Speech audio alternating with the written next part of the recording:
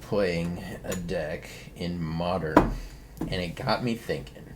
So this person was using Solemnity to basically be their anti-ring tech, right? So if you got Solemnity out and somebody's trying to use the One Ring, it just doesn't work.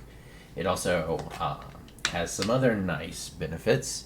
In our case, we're able. Oh, we want 4 of these. I don't know why I went down to 3. We can go down to 3 of these potentially, or maybe 3 9 lives, or maybe three Cauldron Familiars. The other thing it does is it stops counters from going on Young Wolves and Putrid Goblins, which means that with any sacrifice outlet, or with Altar, you can combo out infinitely and mill the opponent's whole deck. You can also do the Samwise Woe Strider Cauldron Familiar combo, and you also have the Solemnity 9 lives lock. So I played a couple games with it, and it's actually doing okay. So I'm going to play it a bit more today and kind of try to figure out what it needs. I think Yawgmoth has a place in here. I just don't have wild cards for it. So we're kind of budget. But let's run through a few play games and see if we can troll some ring players.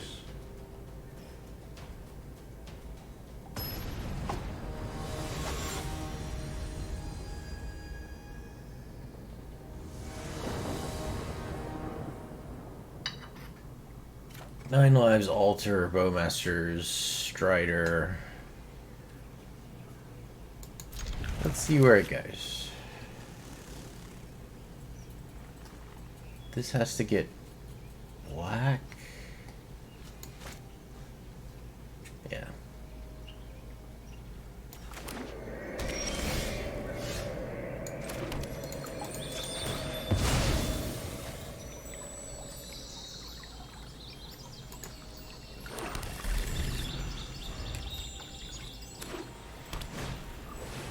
That's fun. So if I play this,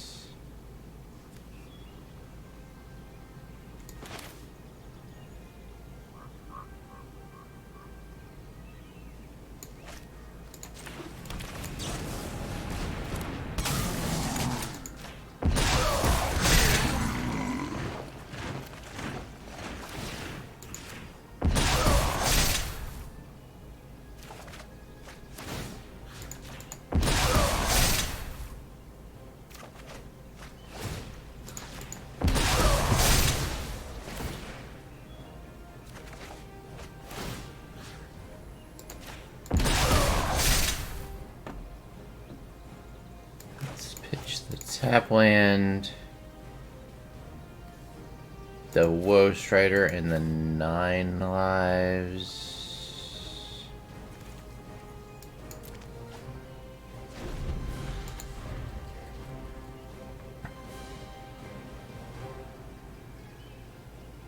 Can we combo out next turn? We could play Phyrexian Tower. We wouldn't have the white mana.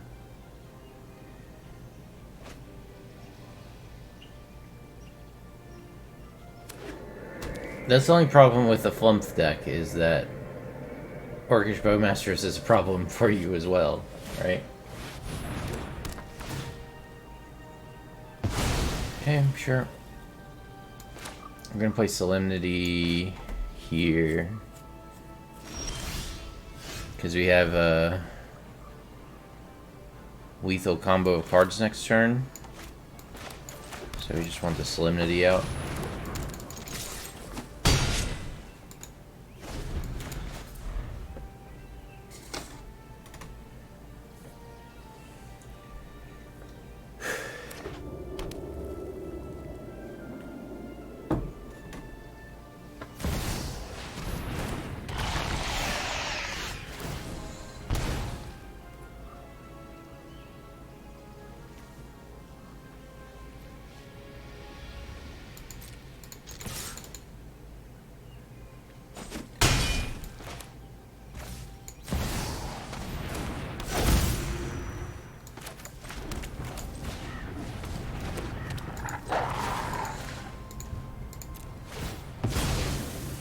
In, can't get any counters.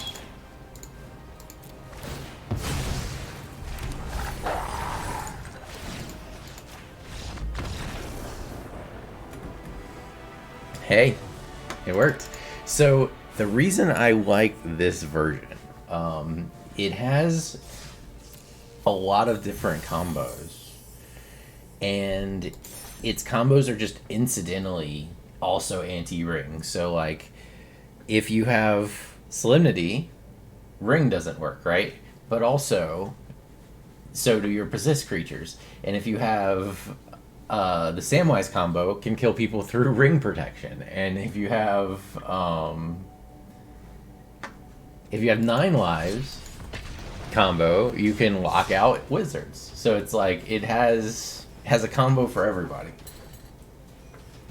It definitely needs some tuning. I mean, I just threw this together 5 minutes ago, but it's like I've won all 3 games I've played with it so far. Granted, it's in the play queue, but it's normally where I tune the decks.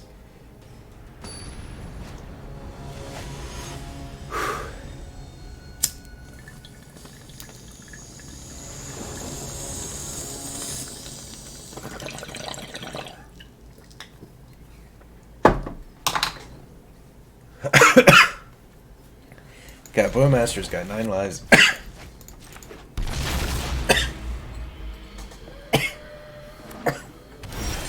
Ow. I hurt myself.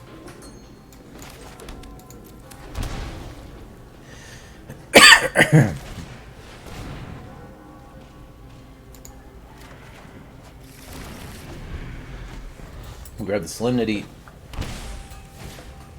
Radas. Rada. Okay.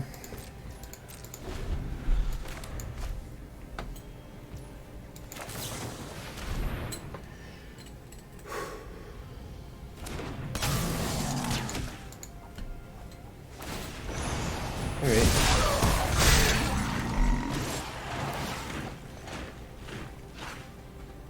We just take it, because we can kill it next turn, right?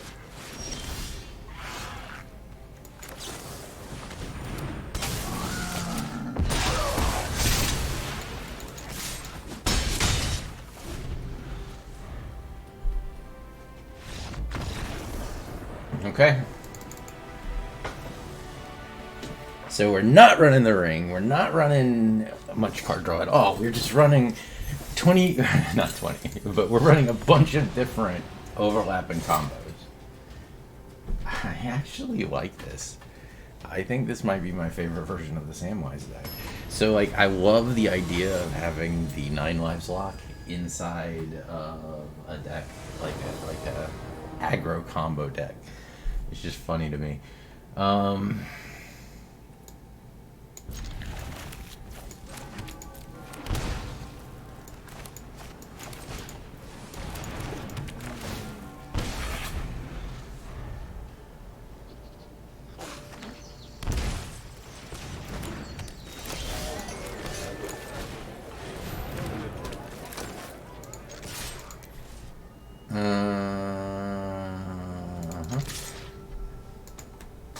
Because we want it in the graveyard.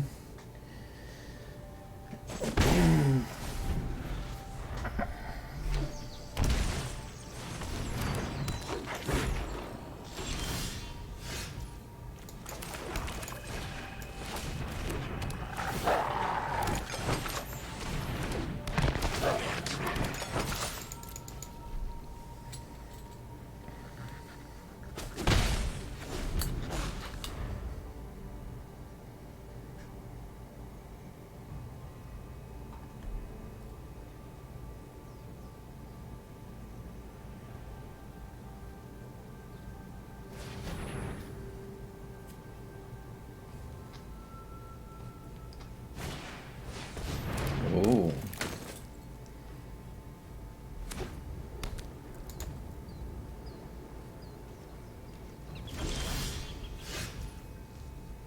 Well, that's not good.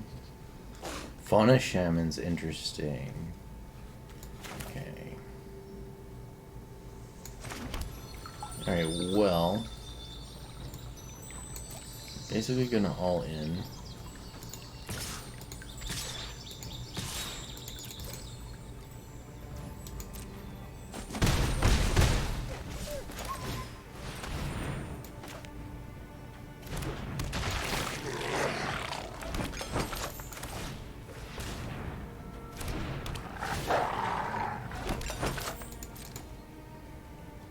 But now he can get the sacrifice outlet, is the problem. Fauna Shaman is interesting.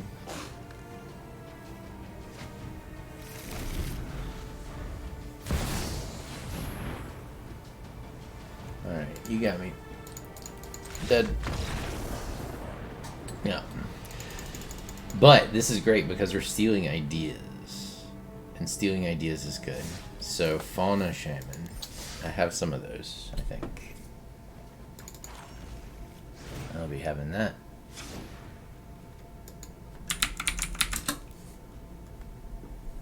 Two is about the right number, too. We can drop one of these.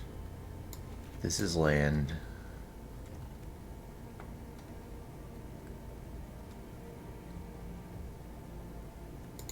Drop one of these and instead go up to Fauna Shamans.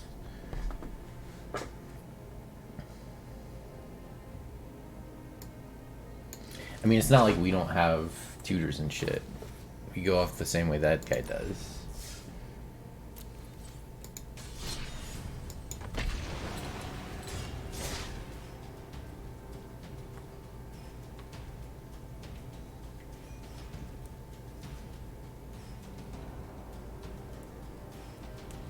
But we're running the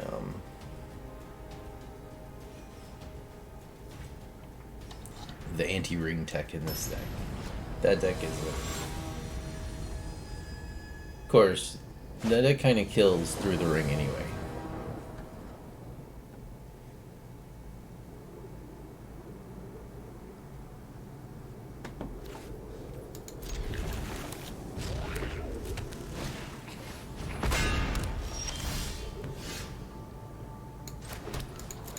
Alright.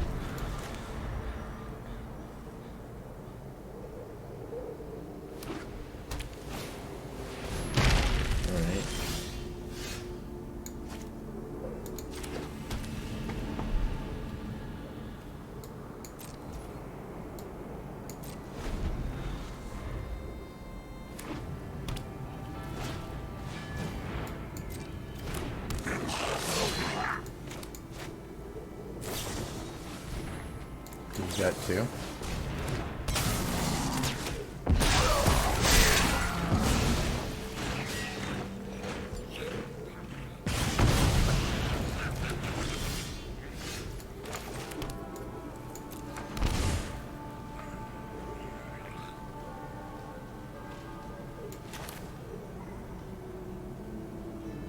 What do we need? We just need...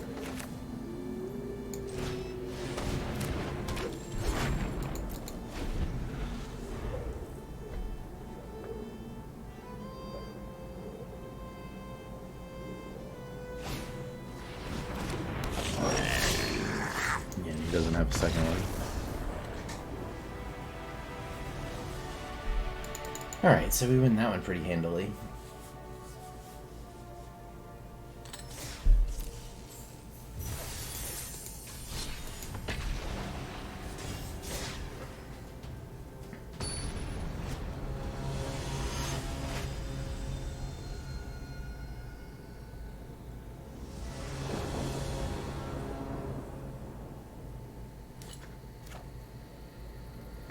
Alright, we got Solemnity, we got Woe Strider, we got... yeah, okay.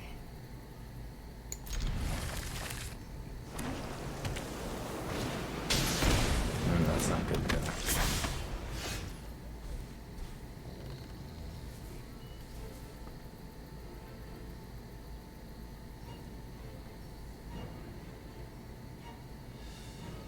So I can get...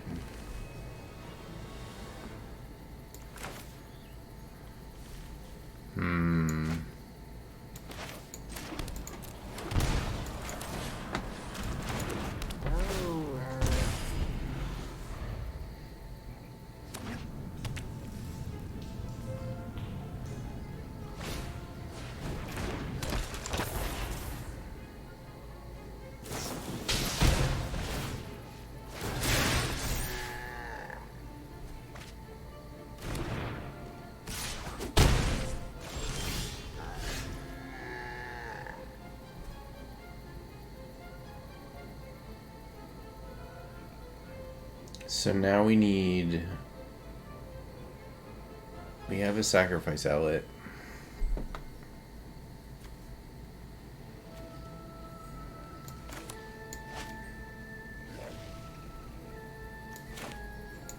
Why don't I... Alright.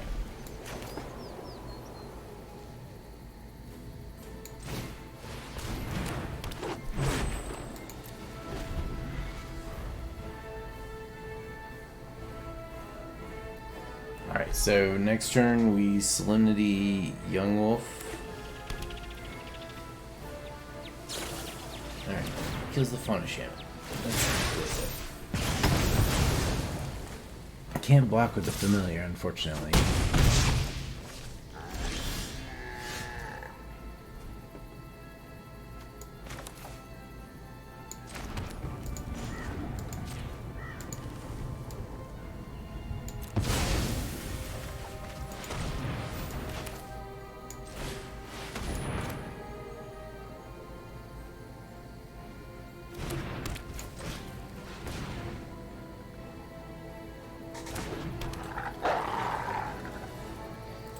Alright, we have a Soul Scar blocker.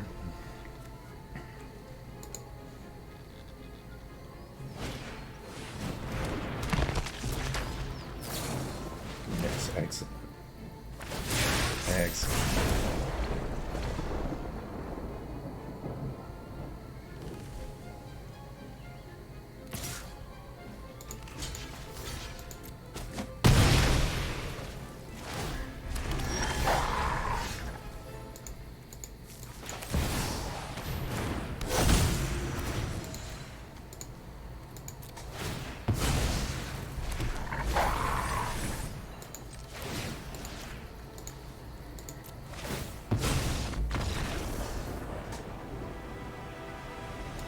Got him.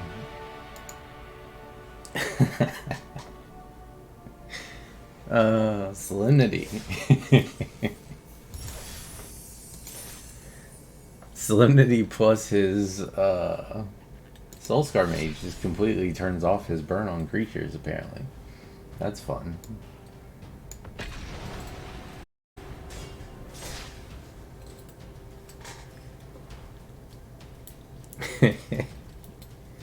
I actually kind of like this. It needs some tuning, but...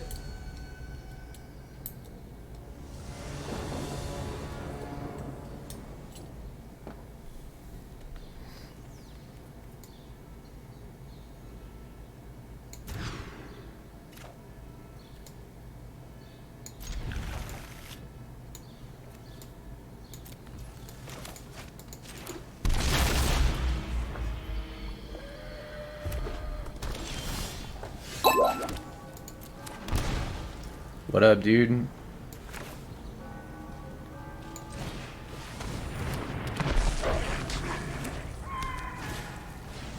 Oh, slivers. That's scary. 9 lives makes it a little bit less scary, though. Black, I think? Maybe green? Let's get green.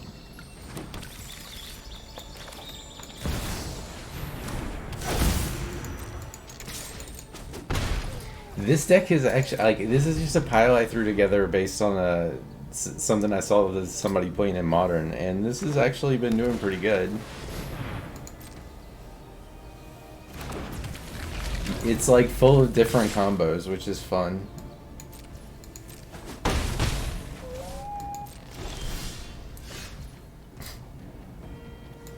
I mean, shit, right? Like, that's just the game.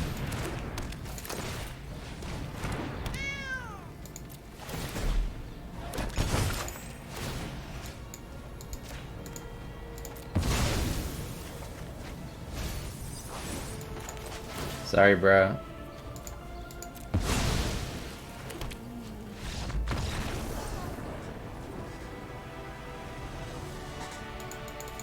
So it's got the Samwise combo, it's got Ultra Dementia and Solemnity combo with Persist stuff, and it's got 9 lives and Solemnity.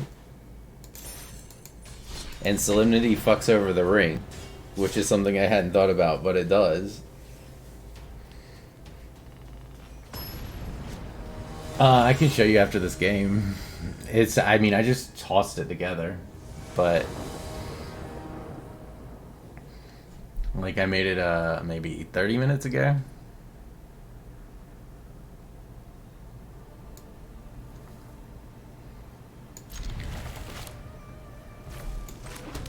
Here, I get a green.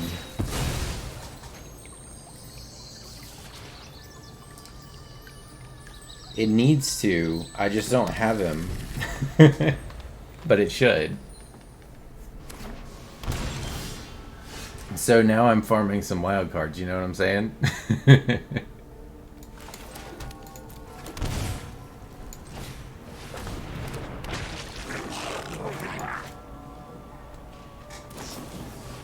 Alright.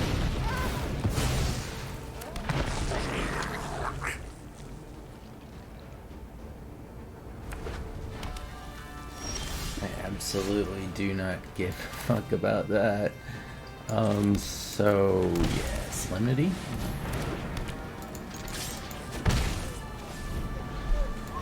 We just win next turn.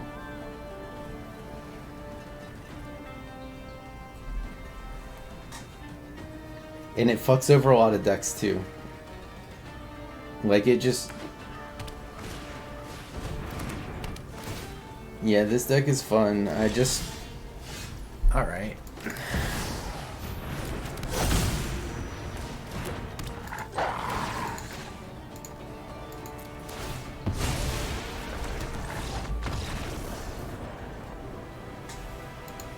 Here, I'll show you. I'm still, like, I'm actively editing this as we speak, but it does need a Yawgmoth.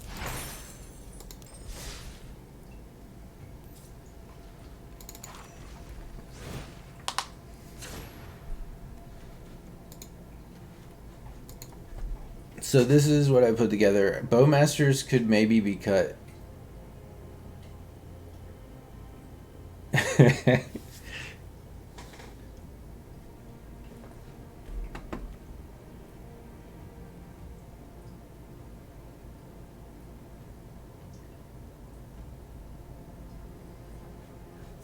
This is land.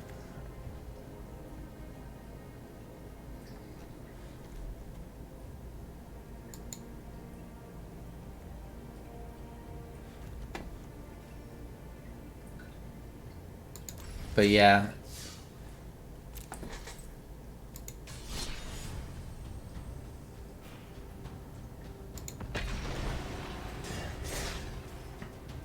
Yep. It's like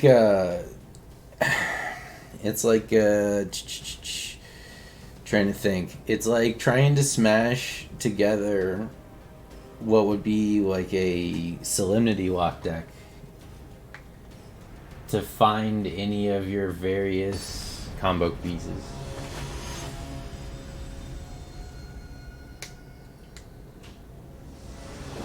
Like, because you're gonna have cards in your hand that combo with different cards. Oh man, the mana sucks, but it's like too good to pass up because we have 2 mana. We have Samwise and Cauldron Familiar and Woe Strider. I don't think so. I think this hand's keep.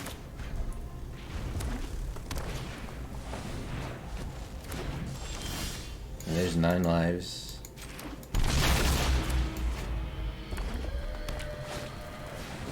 It's spooky there. And I can get fucked over by land for sure.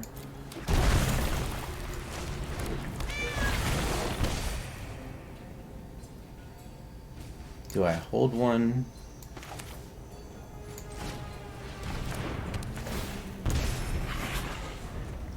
The 9 lives can turn this game around potentially. We'll rope it out a bit. Okay, that's scary. But now we have...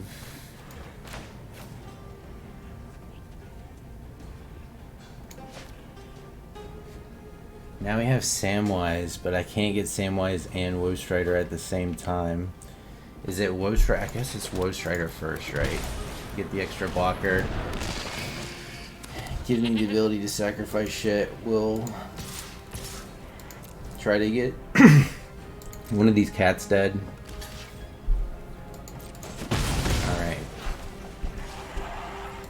Alright, we gotta live this turn. And Woe Strider's gotta live. Get trample. One more mana. He can do this again though. I mean, this is scary. No.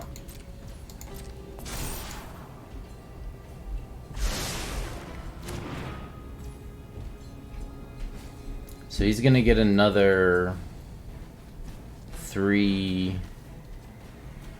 6. So we have to absorb. I don't think we can actually absorb this hit. Yeah. Turn too slow. Or honestly, if I'd had white mana last turn, I would have just played the 9 lives and it'd be like just fine, you know? I haven't worked out the mana base yet. So this is 17. I can minus 3 from that, which still leaves 14, 15.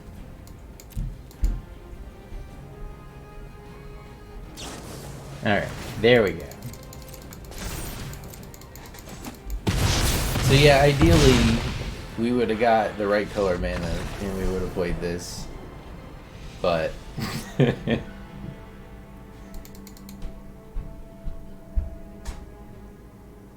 we also had lethal next turn, so it's kind of like, I guess that's fair, you know?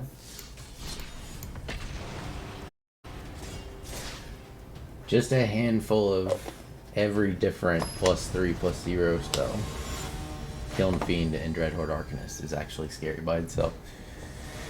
Do not look down on Kiln Fiend decks. They will kill you.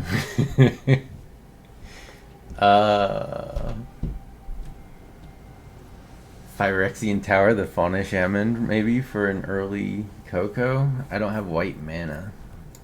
I'm gonna mulligan. Okay.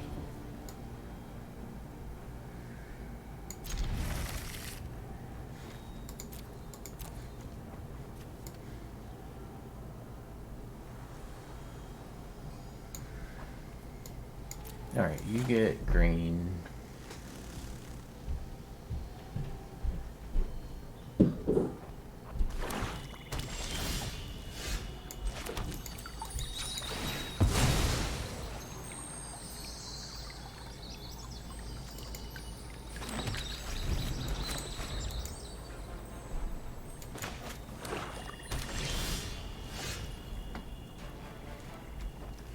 Swamp, huh? Alright, so I don't actually want to play any creatures into this because it's just mono black. What I really want to do is play Solemnity next turn and then Putrid Goblin and then see if he can solve that problem.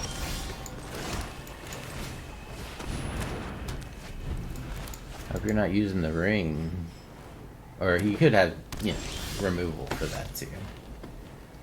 Alright, well, I'm gonna do this.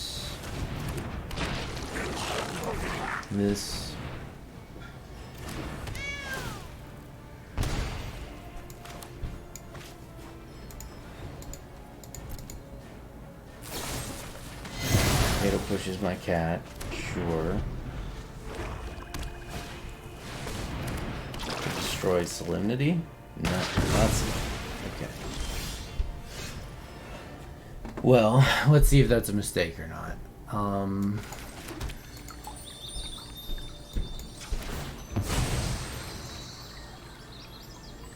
Go ahead and grab second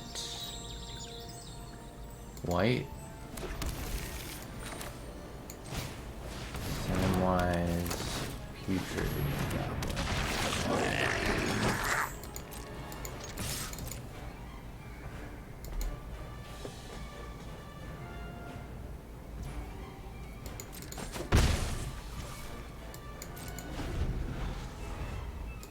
Set a breakpoint and chill.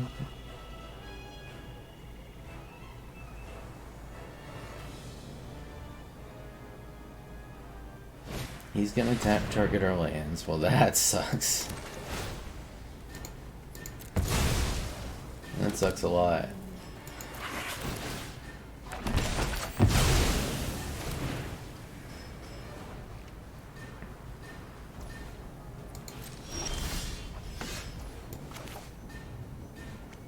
What do we need? Altar? Solemnity again, probably?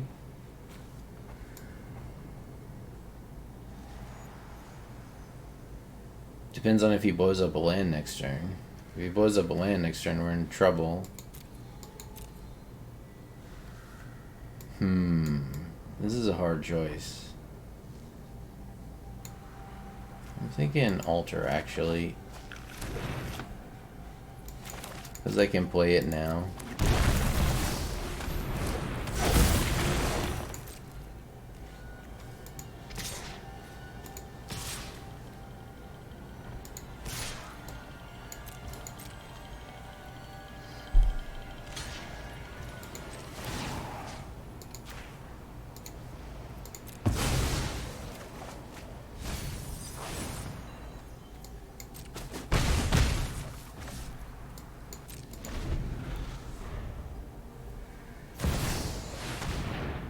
Prime time. Alright. What are the lands?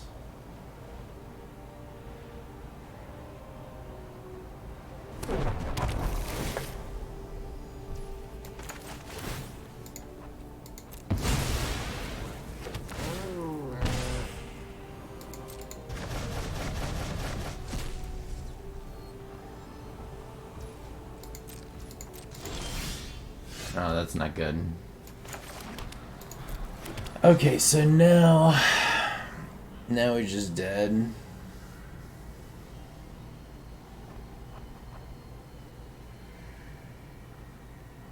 Maybe a way to get something back from the graveyard that you could mill yourself could be good.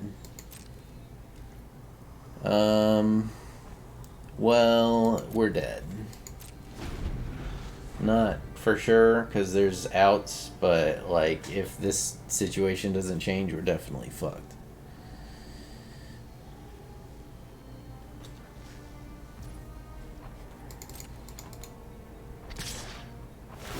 Yep.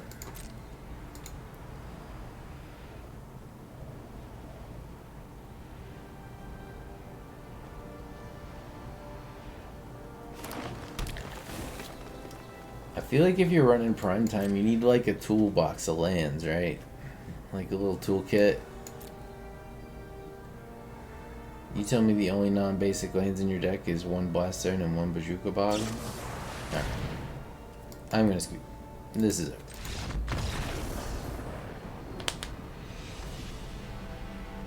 Yeah, for sure. I mean, prime time is good. If you land it, you're probably gonna win, usually. Ooh, a pack. So, let me see here. Hang on.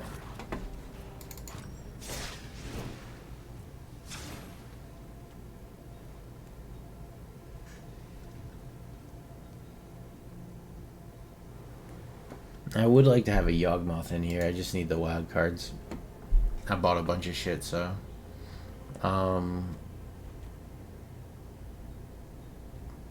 maybe these guys are a little too highly concentrated and more heat would be good, just like more like combo putting together potential. Because like if I had top decked and assembled the team in that last situation, then that might have actually helped.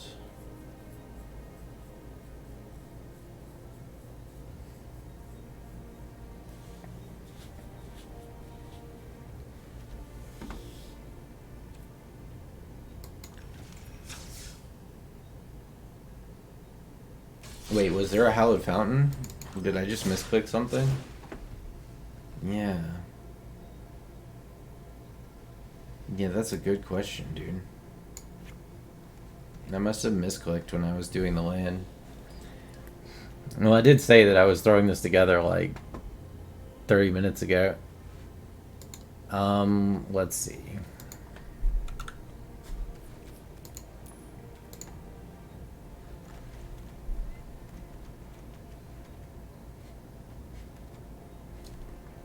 put my own Bojuka Bog in there. No, I think get Tanakuma.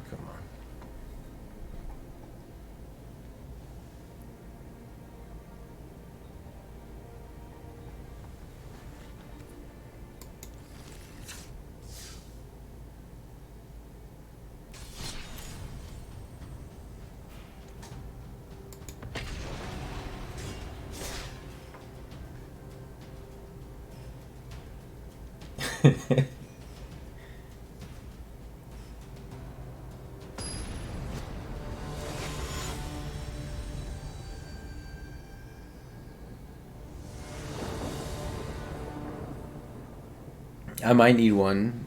Like I said. I'll have to look. I mean, I have 9 life Solemnity Lock. If he's on Izzet, we just win. It's a Loris deck. How likely are they going to be able to clear that?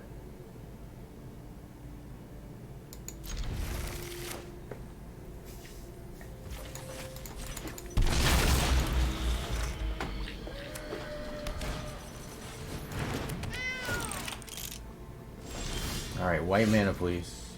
Fuck.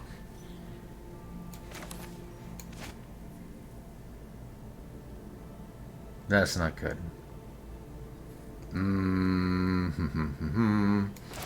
Alright, so I'm just gonna play. What's my best chances of actually... I think I gotta be mana efficient. The Cauldron Familiar can come out as a part of the combo, but having the sacrifice outlet is important. So if I get a white mana or a green mana, we just win.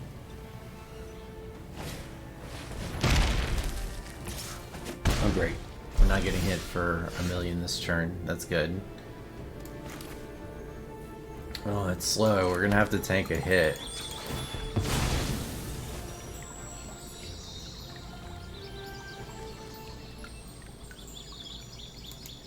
Grab second white so that I can use 9 lives too if I need to.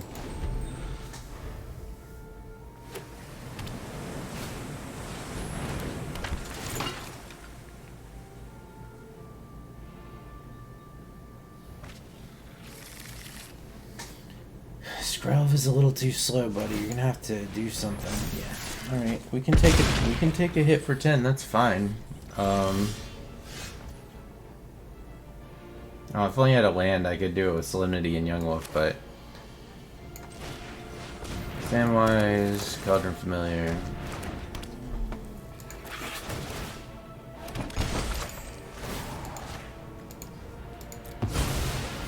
Loop.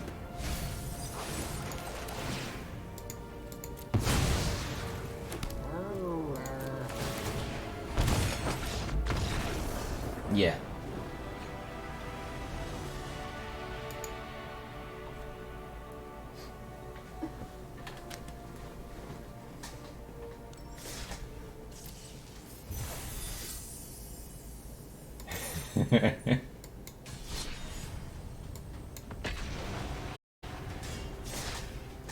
Maybe so. Oh no, but it'll kill on life too, because you're losing life from like it's lose life and mill. Yeah, it's both.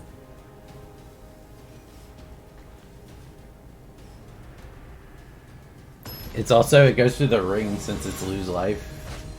That's kind of nice. At least with that specific combo. Now, if you're going off with just the Persist and Solemnity Lock, you will not be able to... it wouldn't be a million damage. Like, it wouldn't be infinite damage. It's just mill. So then it would work. But... hopefully, in the time that you're milling their deck over and over, you would also be like building some other advantage in it.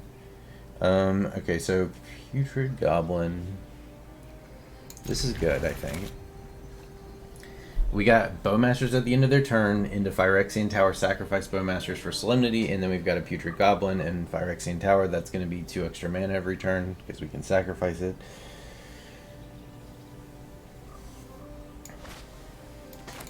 But once we have Solemnity out, it's like kind of a non-bow with Bowmasters, but Bowmasters are just so fucking good anyway. Because it won't grow at that point, and they won't work anymore. They'll just be like a 1 damage dork. At that point, you'd want to discard them or something. In fact, the Bowmasters could... They're like kind of off theme. They could conceivably get cut. Maybe for a couple Yawgmoths, which also combos with everything.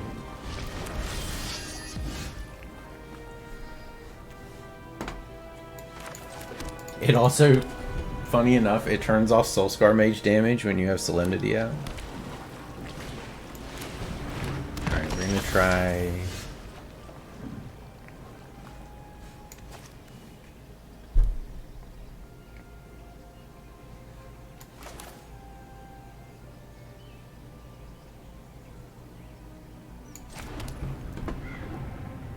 I'm just thinking, yeah. We'll play like this.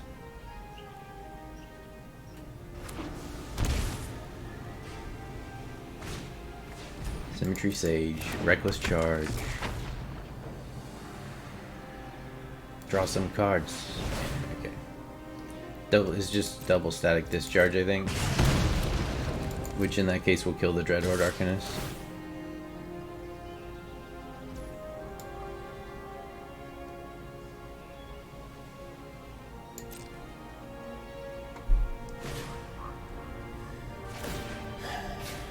Yeah.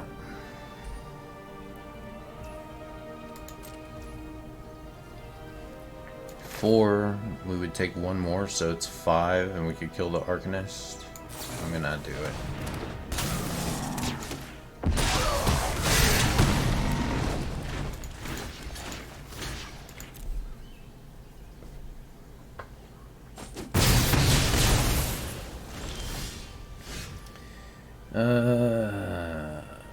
Okay, now I'm gonna go for Solemnity.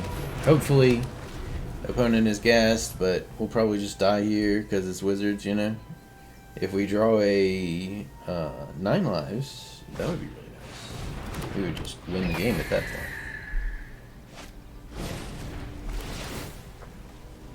Draws on loots. This isn't the worst thing that could have happened.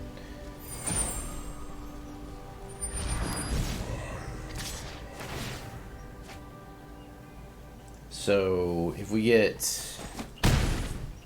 the altar, it's lethal. That's not ideal.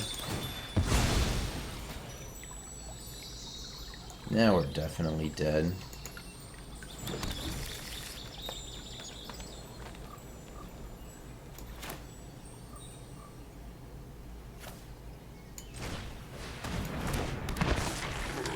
Mono Shaman, or I think holding a Bowmaster is probably better. You might cast that wizard spell that draws cards, and then we could snipe something, but we're just gonna die. This is lethal by itself. Alright.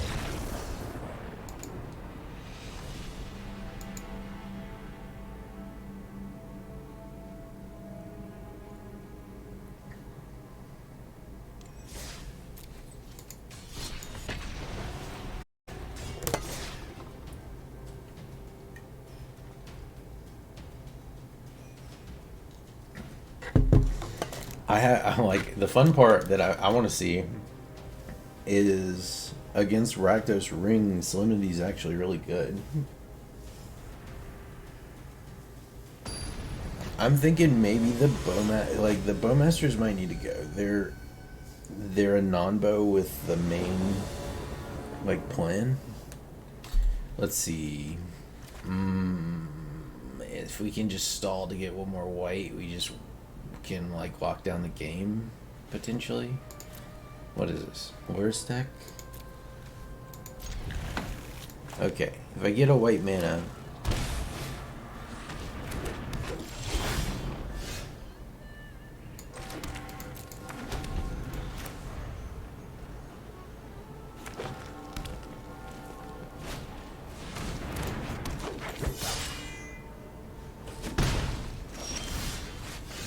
Jesus. Okay, so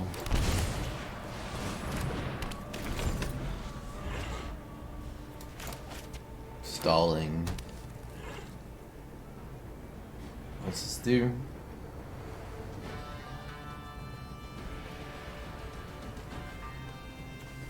Some kind of Death Touch Elves. This has got to be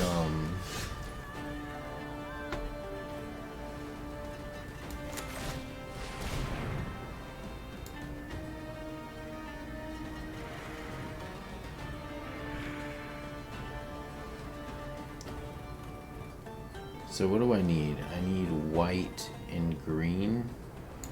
So let's just grab this.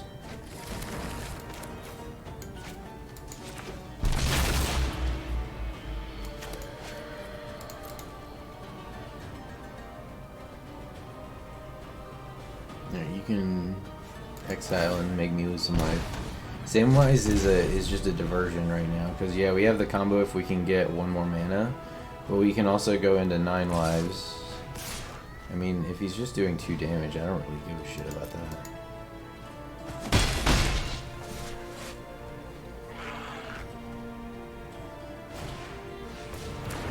Yeah, this is, what's his face? The poison counters.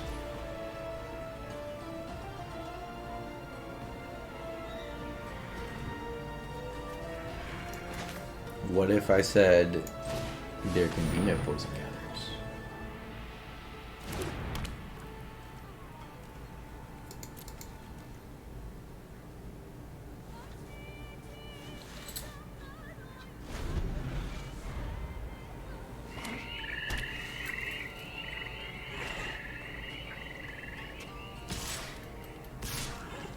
No blocks.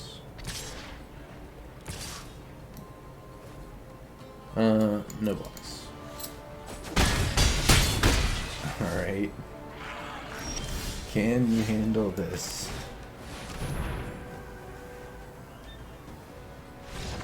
No.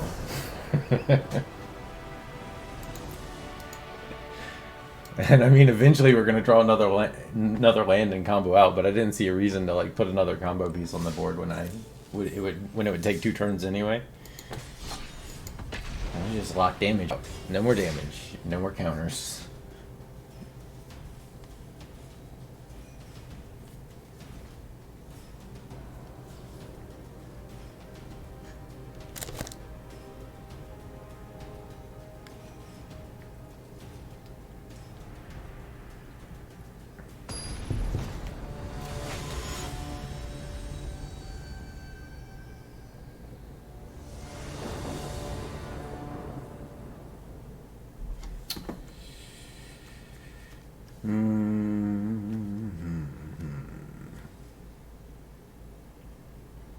I think this is a keep.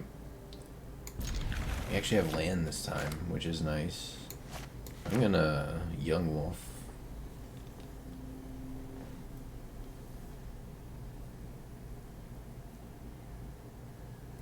I want him to reprint the lands, the 2 mana, or the 2 mana lands that like bounce a land back to your hand. I want him to bring those back.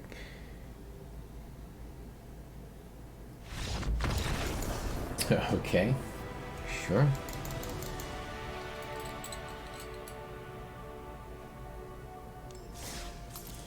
So hold on.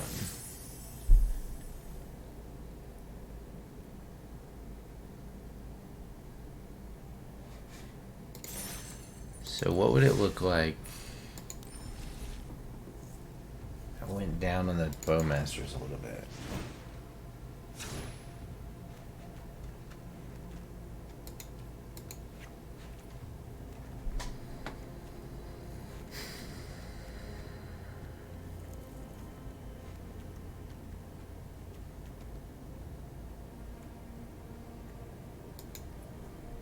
Should just be more like combo pieces, maybe. I could go up to 4 and 4, or even let's do like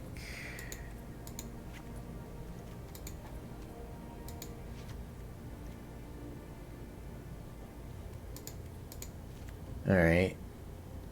Yeah, I dig it. I really... Hang on. Do I have... Oh, fuck. I don't have any wild cards. I might have one. No, I don't have any.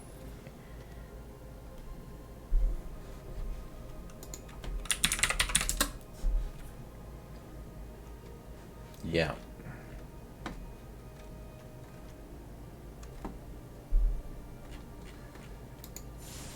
You might be right. Or at least in the quantity I have, it's bad. I think like one or two is probably fine. Because I just have like a smattering of basic lands. I don't have... yeah, this is definitely...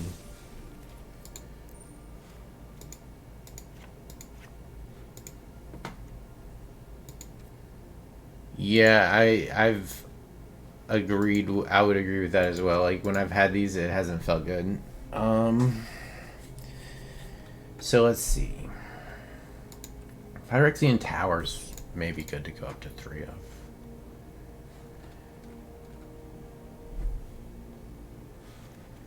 I might. No. But I wanted to do a aristocrats kind of deck with this for a while, so I wouldn't be against getting some. I'm just not. I don't have any right now. Working with what I got in it. I wish I would, like, honestly what it's missing is like Yawgmoth.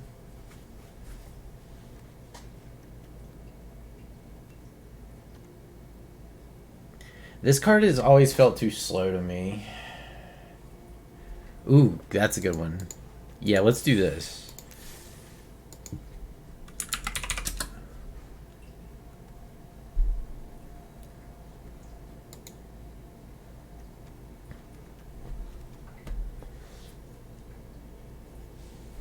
So I could get back a Woe Strider or a Putrid Goblin Young Wolf.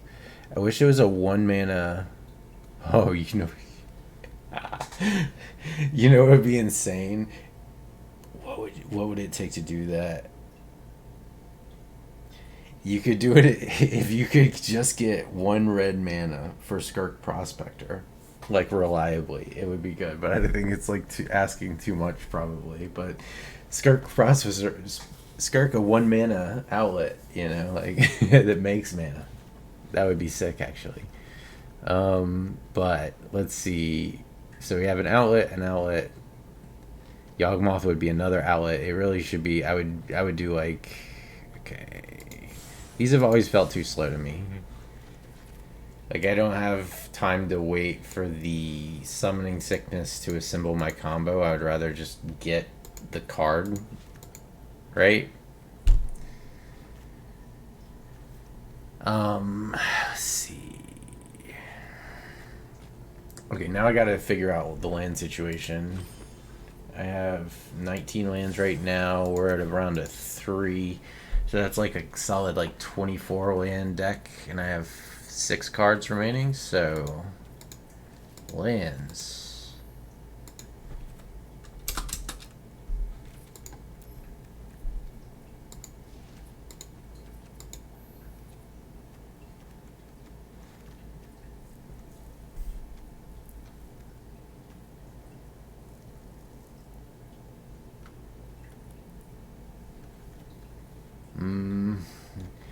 I like the one of lands makes sense when you're playing a deck with prime time in it, but I don't think it makes too much sense when you're playing like a deck like this that doesn't. And you're not tutoring lands or anything like that. You really just want consistent mana. I wish I had more Inditha Triomes, but this is one that I only had 2 of. The World Tree, one of them. Sure.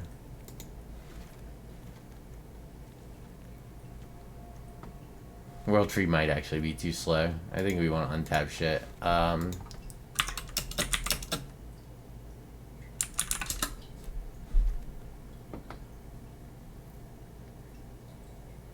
Where's my 2 or fewer lands? And then put one of these. One of these. Maybe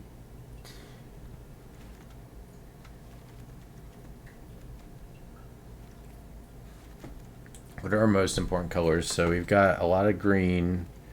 White is kind of a splash, but it's our only 2 of, which is awkward. Only two mana thing. So green and black are probably the main that we want to pump up. So let's see, 2 or fewer, 2 or fewer.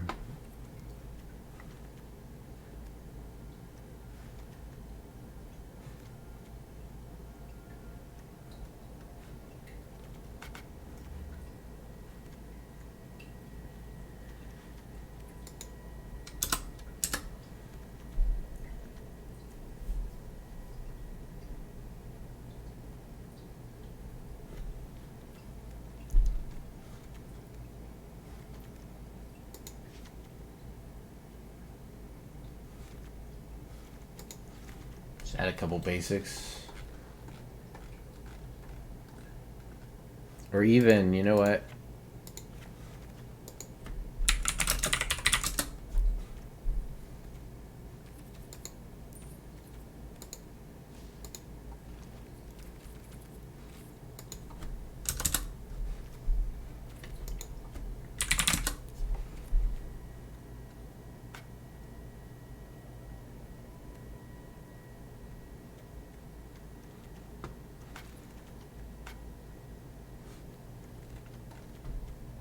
We'll just +1 here.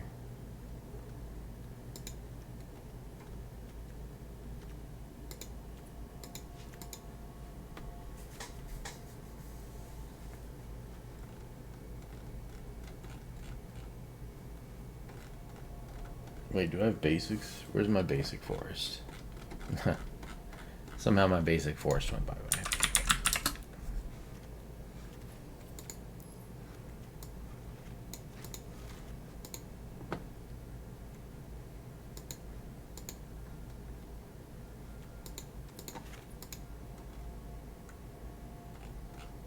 Three of these, just one of these, that should be fine. And then, damn, I was, okay. Let's try running it like that.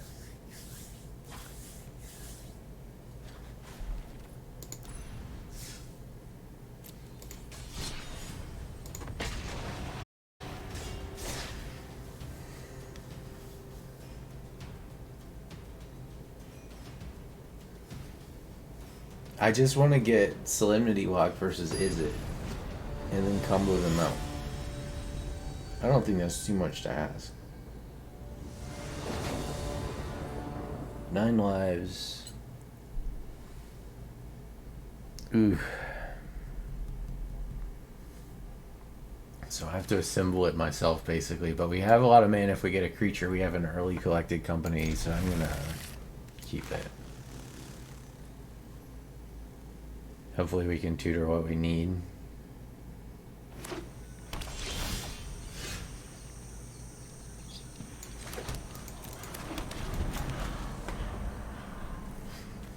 We definitely have Cocoa mana. Same thing. Enchantments. No Solemnity.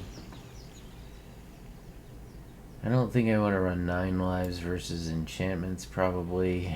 I mean, it is possible. Right now, you need a sack outlet and a creature. We have the Solemnity in hand, so I'm going to grab, actually, the War Strider.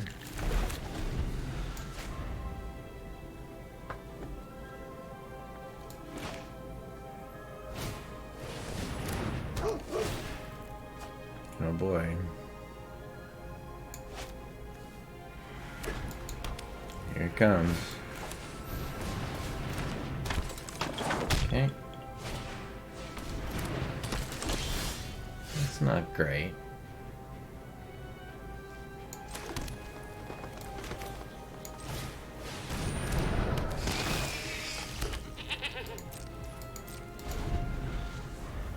We just Coco next turn. Hope for the best.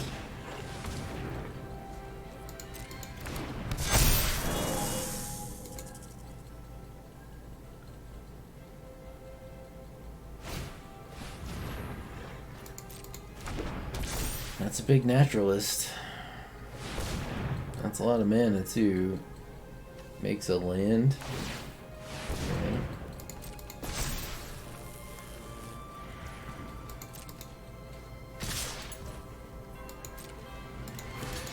Block the big boy.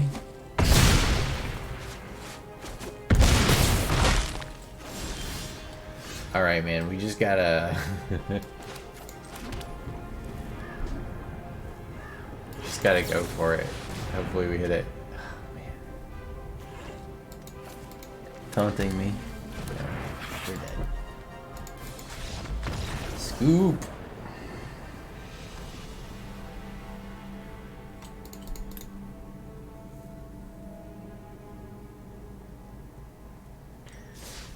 Build a deck that runs Solemnity, and you'll no longer fight decks because the MTG Illuminati are gonna queue you against all other types of decks.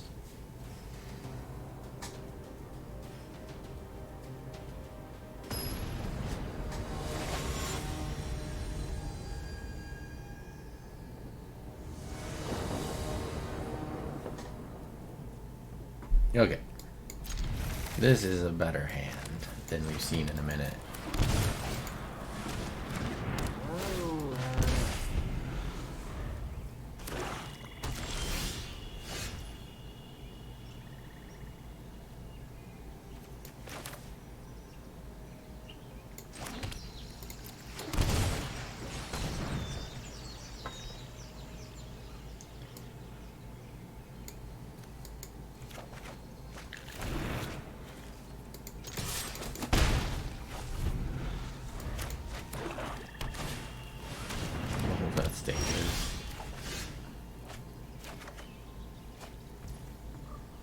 So I want to tower, sacrifice a creature, add 2 black mana, alter dementia, putrid goblin.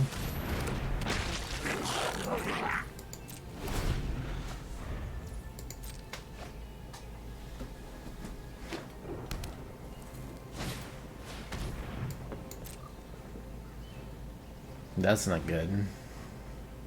Pretty well timed Thoughtseize there, but he's also feeding us cards. Alright. Oh, there we go. And another one of these.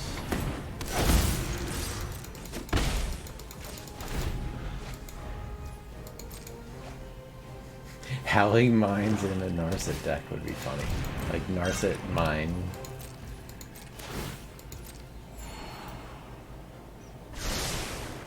I actually like that idea. Alright.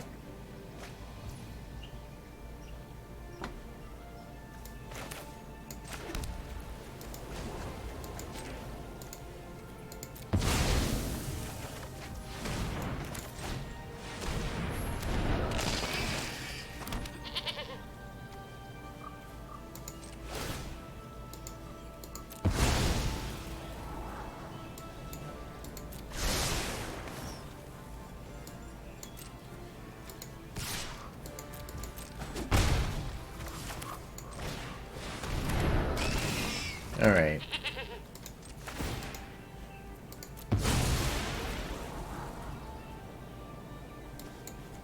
Don't need you anymore, Woe Strider. What I need is Solemnity.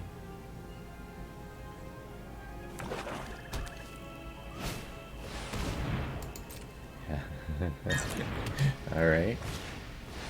Alright. This is like kudos opponent. This is a hell of brave strategy against a combo deck.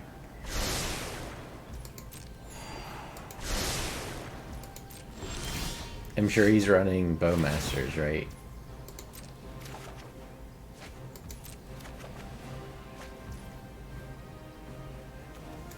I mean, that's just the game, I think, right? We have like multiple combos.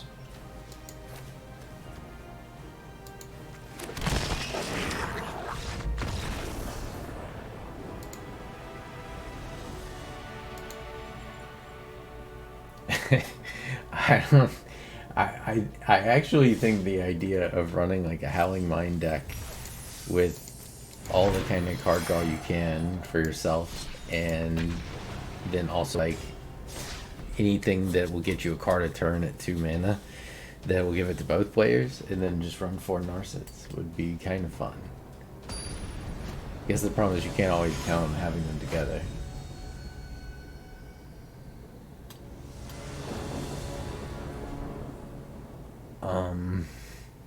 Damn it. Okay.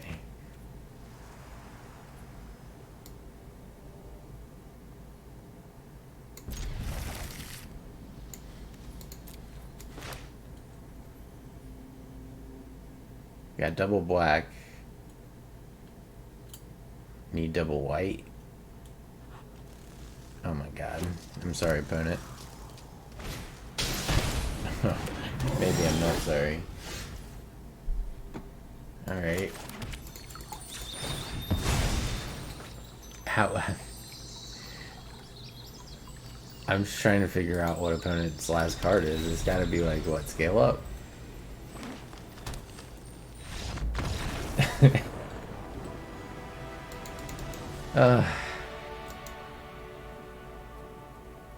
I wonder if you could somehow merge that deck with the Hammer Time deck.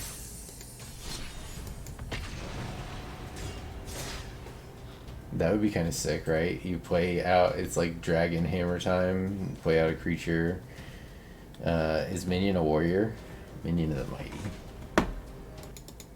Does it fit with the warrior tribal?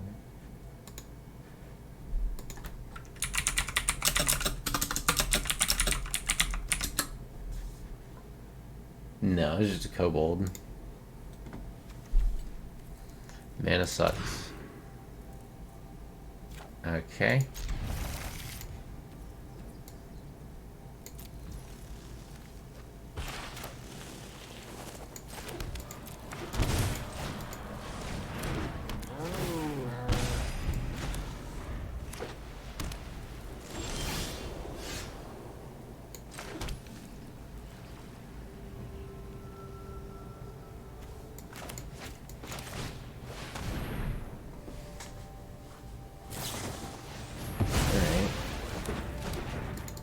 That kind of deck.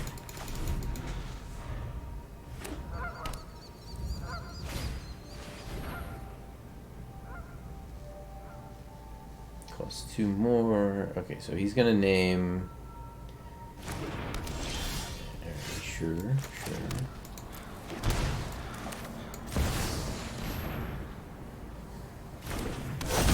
He has another Mana Tithe as well.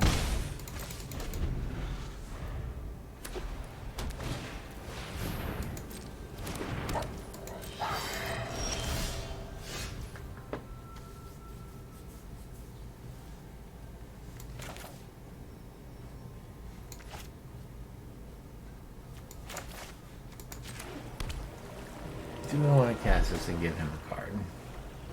He's gonna Mana Tithe it, so no. We'll probably just take the beat down here for a little bit. If we can get a white mana, we can slow it down with 9 lives.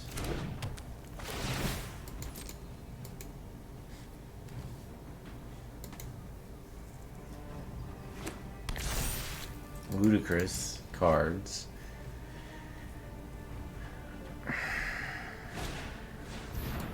Okay, sure.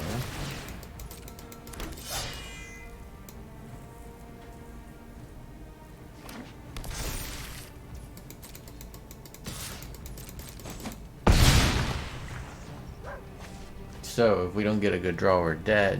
White mana would be fine. Woe Strider is not good enough. Dead.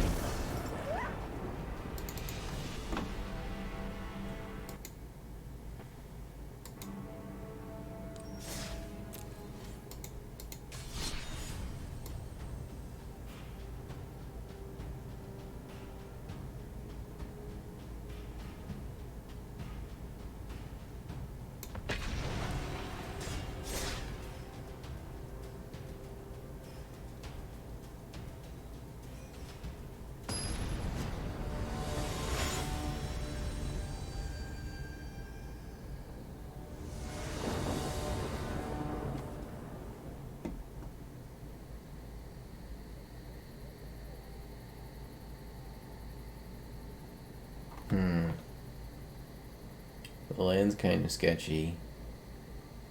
Altar's good. There's no white.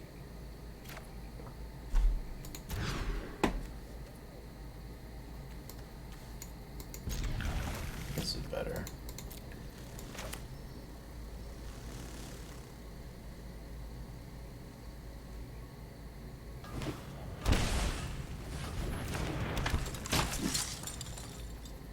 Alright. It's another Hammer Time deck, looks like. I mean, this only costs 1 life, right?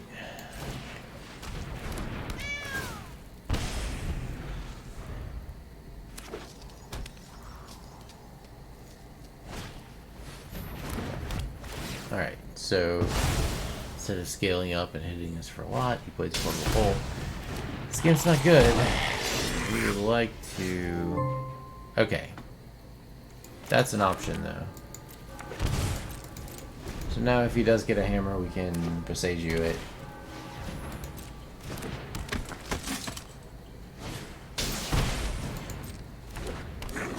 Going wide.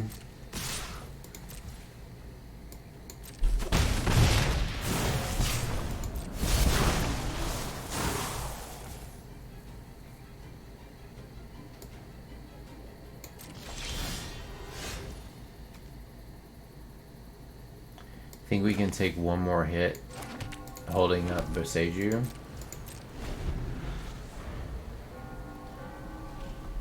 I'd like to get rid of whatever equipment he's holding here.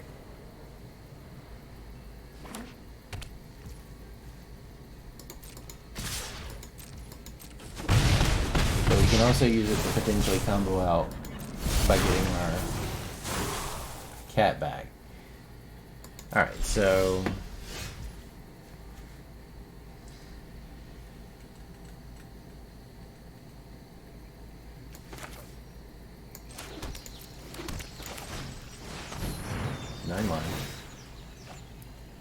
Draw some cards.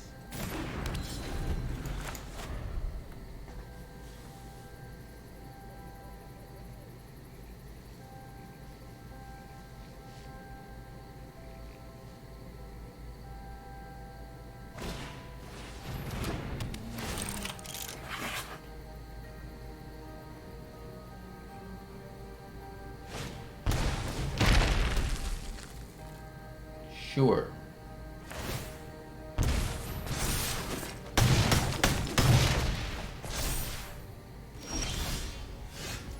I could feel it.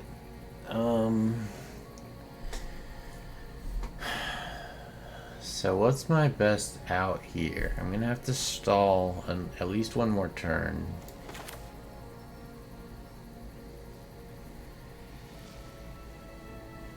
Oh, I got it.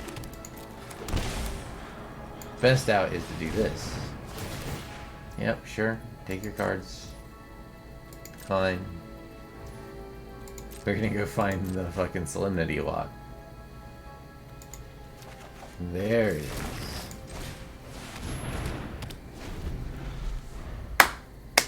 Okay, opponent.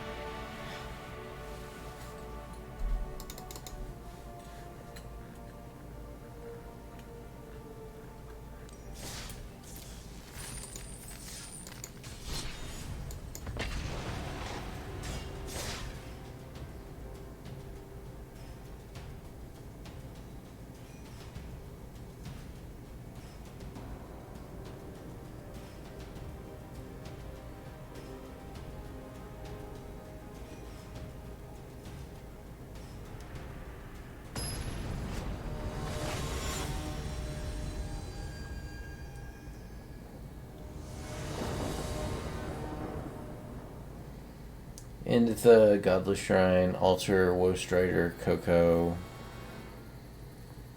Samwise.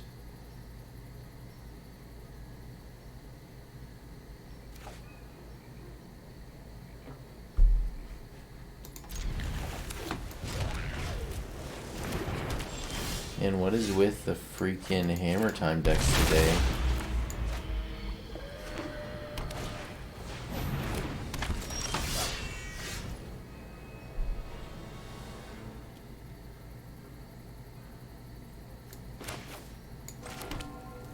So let me think here.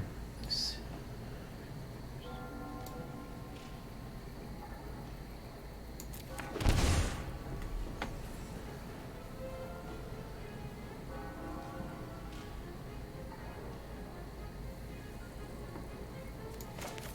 just go. Let's go on our plan.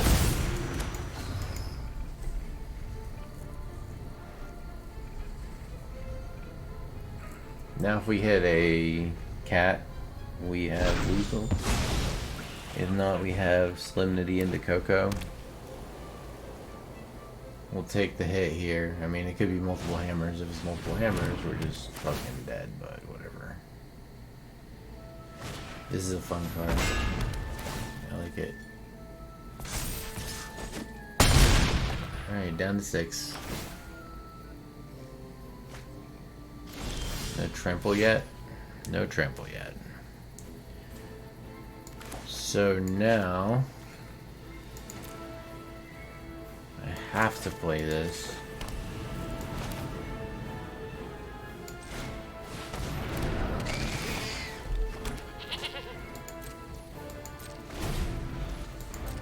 And we're just stalling. Would like a playset of these two. This is a fun card in the... I think this is actually like a pretty strong card in the equipment deck.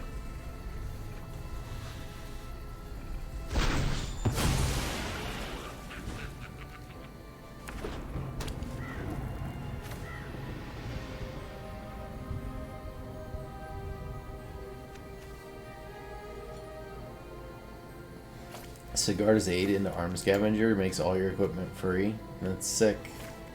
Or no.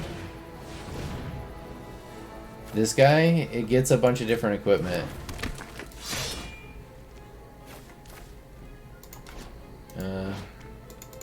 Can I do the spellbook? Yeah, I'm gonna let him attack. Does he have trample? No.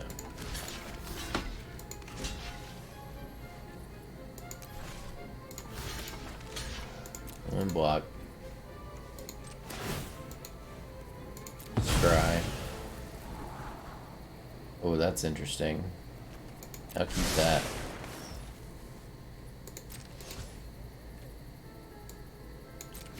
I'll keep that for sure. So I got two options here. One is probably safer. The safer option is probably to play the 9 lives. Yeah, man, that's fine. Let's see. So, if we...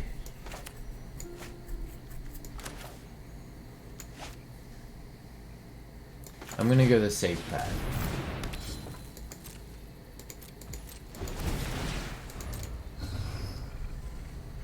I think the hammer is actually in his spellbook. It's like one of in his spellbook, but like super good, actually.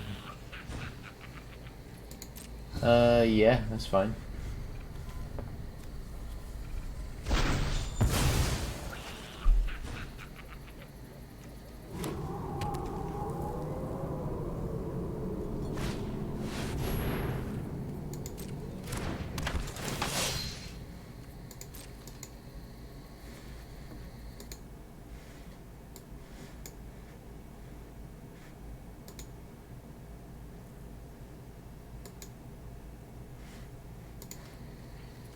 So this is for Flump.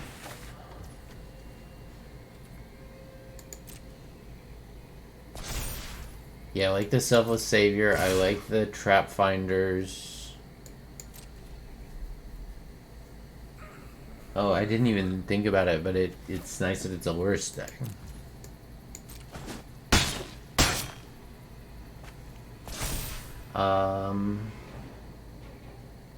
Fling's good. I think that looks pretty good, dude.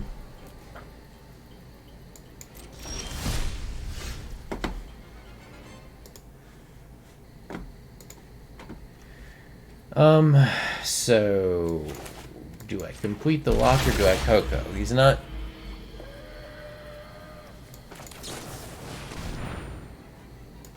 Samwise only. That's unfortunate.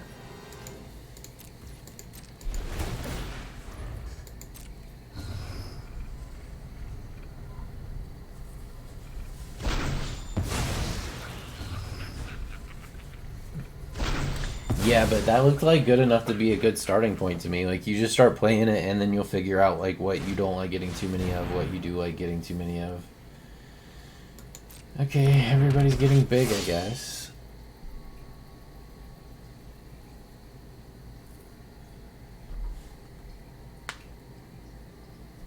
Look at these progressively beefier men.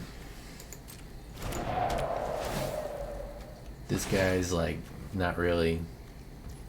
Then you got this guy, and then you got this furious dwarf over here.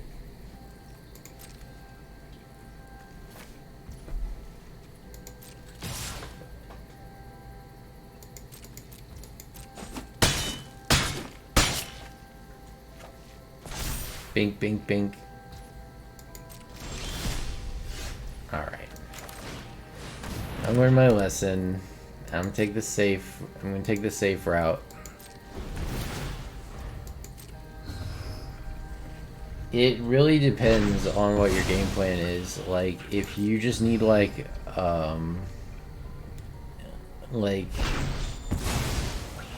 if you have things that rely on how many swamps you got or how many whatever you got, like your basic lands, then you would want to run as many of those as you can. But if you don't, it might be better to, if you like, or if you're running like if you're running like Fable Passage, for instance, then obviously you're going to need more basic lands.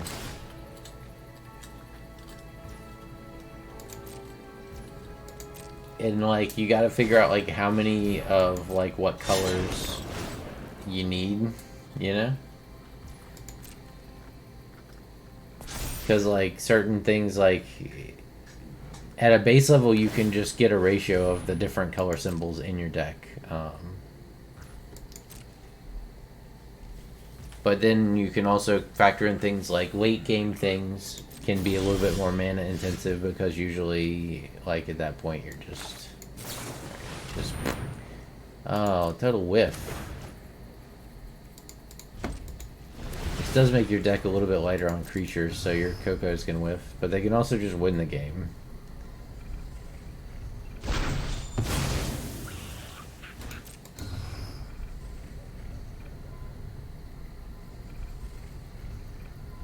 I would run, in this meta, I would run Bone Crusher in this, I think.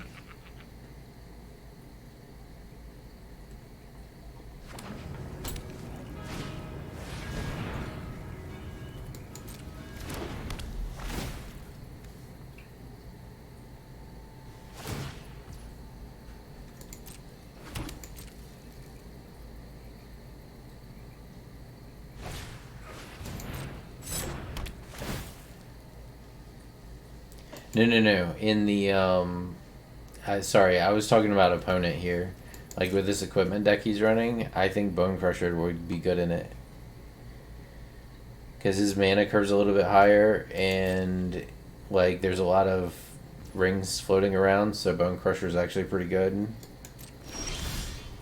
Like, he could, if he had Bone Crusher, he could beat us right now.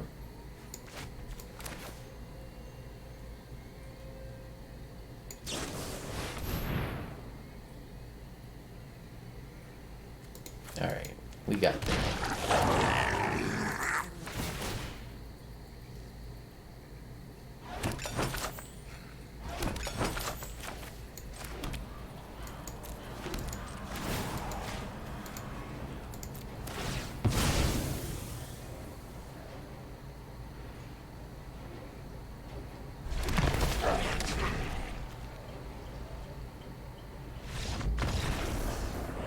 Yeah. And now we can just loop.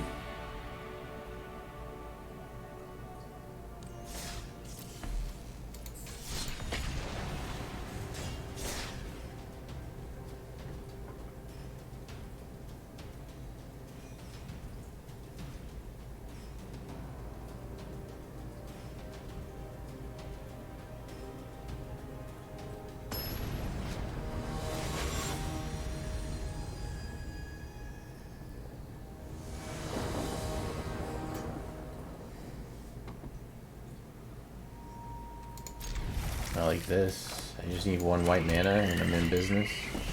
In business. White mana on turn 3 would be amazing. We just fucking win on turn 3. 1, 2, 3. Skates?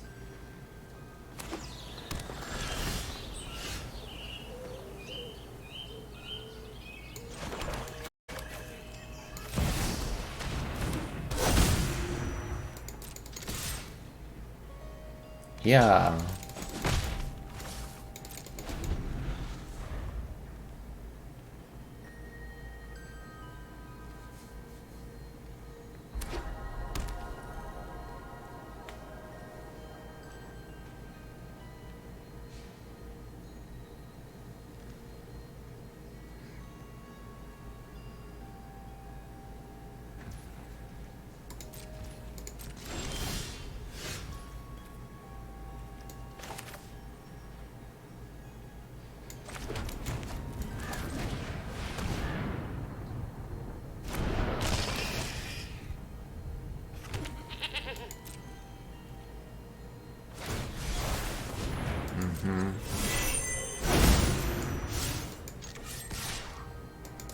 Yeah. Have at you.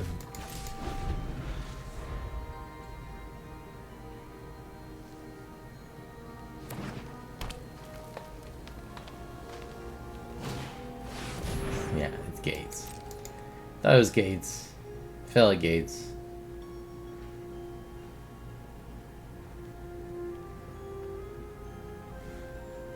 He's way behind on Gates though.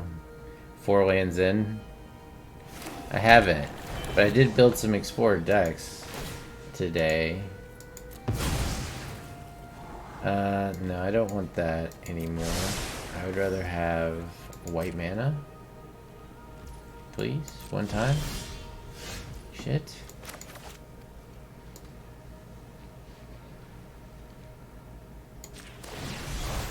Oh, no. Alright, so let's do this. I guess that's an instant cast, huh? Alright, so now we can scry more.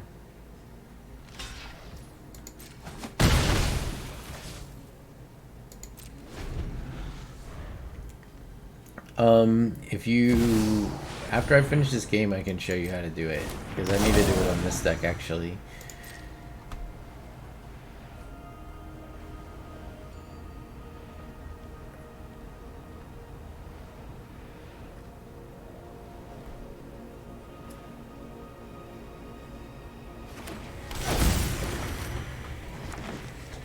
You can do it, like, mathematically. There's, like, 2 things you consider, right? It's, like, this, like, mathematics of, like, what sources you actually need for the cards you put in your deck. But there's also paying attention to, like, what phase of the game things come out in. Like, so it could be that your late game cards, you don't want to weigh as heavily on, like, what actual mana you need. Because, like, for you to get to those cards, you're going to need the other mana, you know what I'm saying? So that's kind of the kind of stuff you think about, but like, oh, no.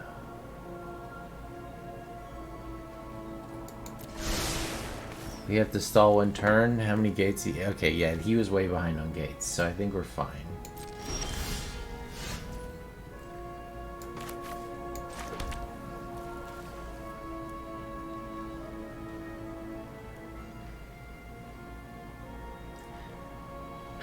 Okay, so next turn we can just go off and win. So I'm gonna end the turn.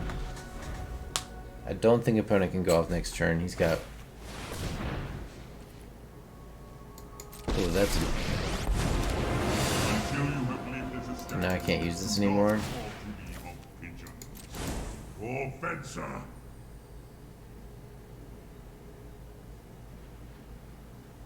He is gonna attack.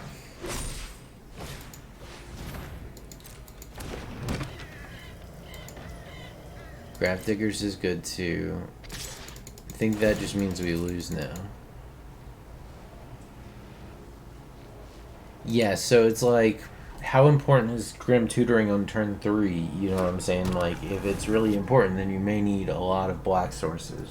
That's kind of what I was talking about. Like, it's not only the mathematics. Like, that'll get you, like, your baseline, right? But then, like, you have to consider double sign cards, things like that. Like, how you want your turns to go. Okay. So, Solemnity, Young Wolf. It's not gonna work because he has Graph Digger's Cage, right? Yeah. So we want to just keep cycling cards, and then we're gonna send this guy. You know, I knew it wasn't gonna work. Yeah, that's cool. All right, so we're dead.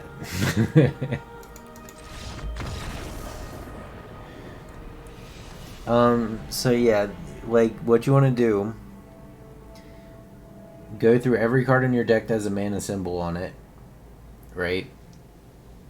And total up all the mana symbols of each color in your deck and put those like side by side. So open up like Notepad or something.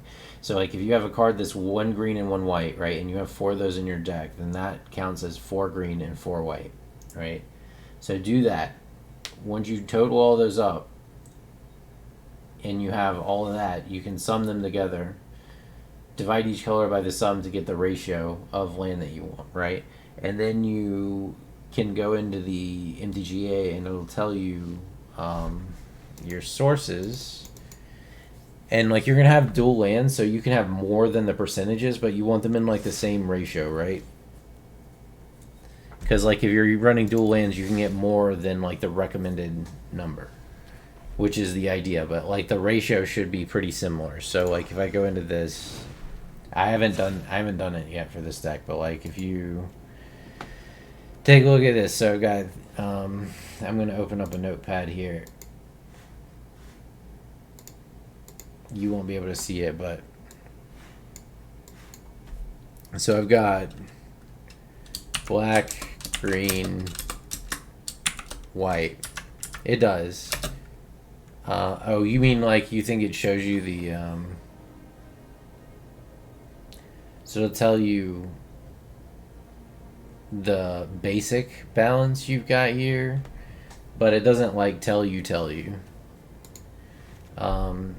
So I open up my notepad, right? I make a column for black, green, and white, and I'm looking at this. I got 3 black, and then under that I got 3 green, and then I got 3 black, and I got 4 green and 4 black, and then I got 4 green and 4 white, and then I've got colorless, so that doesn't count into the equation, and then I've got 4 white, and then I've got 6 white, right, since it's a double costed card.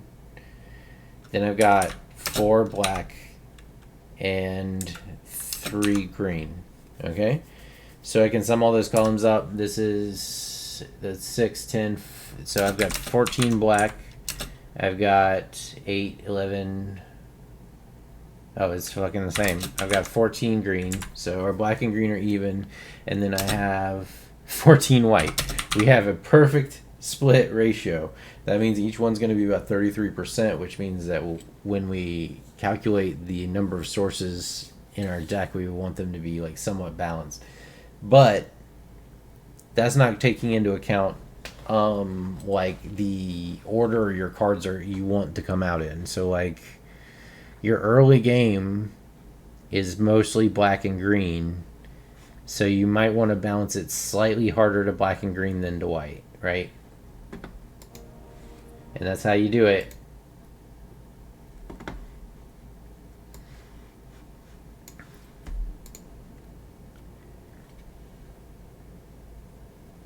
So now I look at this and I got like, okay, so these count for all 3, so we can disregard that. This counts as all 3, so we can disregard that. So we got, so now we can go and do the exact same thing on our land, and we can figure out what we've actually got. So we got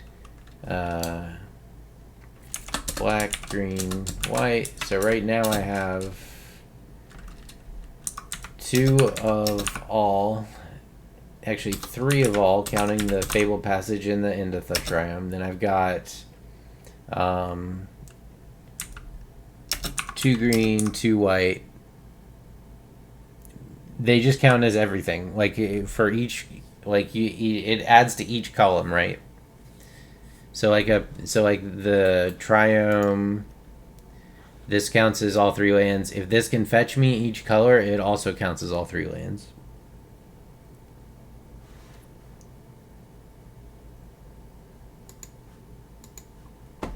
So I was on Temple Garden. So that was 2 green, 2 white, 1 green, 1 white. Then I've got 4 black, 4 green, 2 black, 2 green, 4 black, 4 white, 1 green, 1 green, 2 black, 1 black, 3 black, 1 white.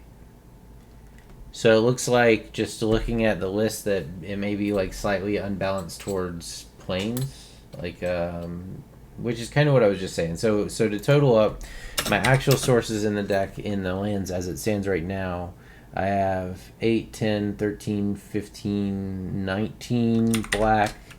I have 5, 6, 10, 12, 14 green, and I have 3, 5, 9, 10, 11 white. Yeah, so our lands are out of balance. So that means we need less black sources and more white sources and green sources.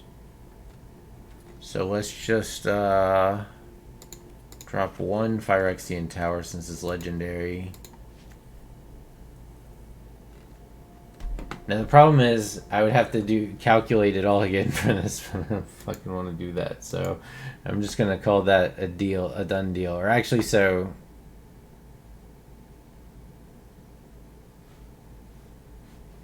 yeah, I'm just gonna call that a done deal. But like, that's the idea. So like in this, we had a perfect balance of lands. So that just means that of mana symbols. So that means that we would probably want to have a pretty much even balance of mana sources. That's how you do it when you like when you're just like tuning the deck and around with it. You don't need to go that in depth. It's like once you've got it and you've been playing it for a little bit and you're like, okay, this deck is like actually a good deck that like I think I'm gonna keep around for a while. Then you can go be like meticulous. You could break out a calculator. You can do all that shit, you know.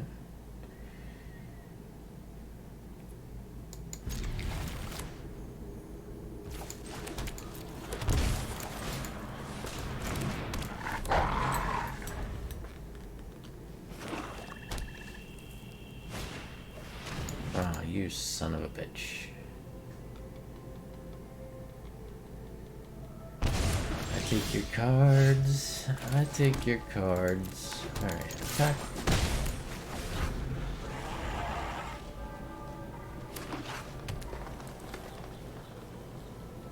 Yeah, there's also tools and such that you can use for sure. This is like the principle behind the tools, but yeah.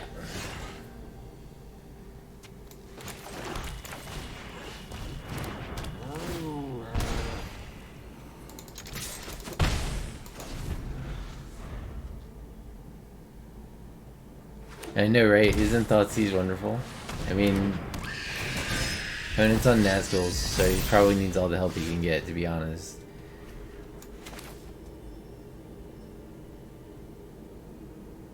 Is it better to Coco and sacrifice? I think it's better to actually sacrifice the familiar to Coco, because I could hit a combo letting me bring it back. Man, that's a big ol' whip. Alright.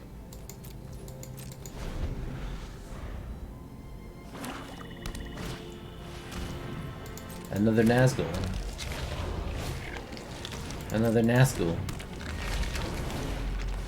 Another Nazgul.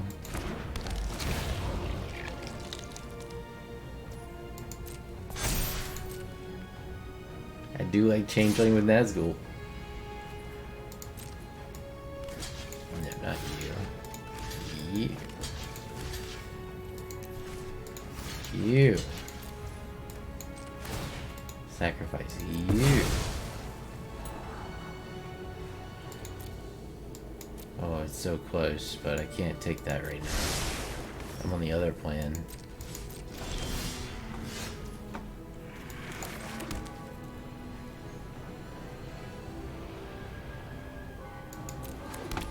And we're stalling out a little bit. Not good.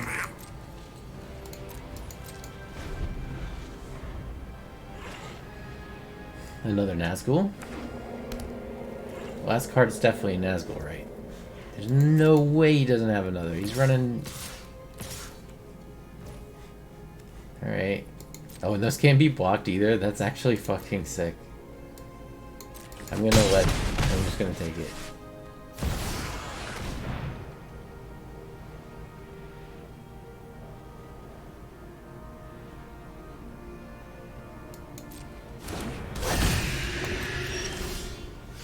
It's a very flavorful deck.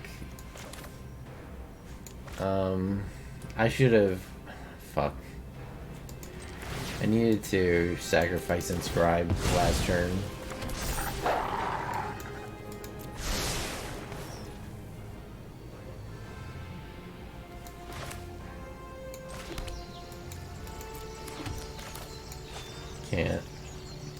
Can't do it. Alright, so... Probably just dead. There are outs.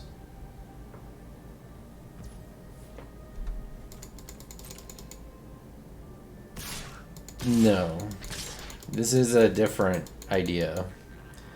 This is rolling it up with Solemnity Combo. Ostensibly to fight the ring, but I haven't ran in any ring decks since I started running it, so I wouldn't know. And I fucked up again to set my breakpoint, so... We're just gonna see what we would have gotten if we'd lived another turn. Not that. Alright. What else?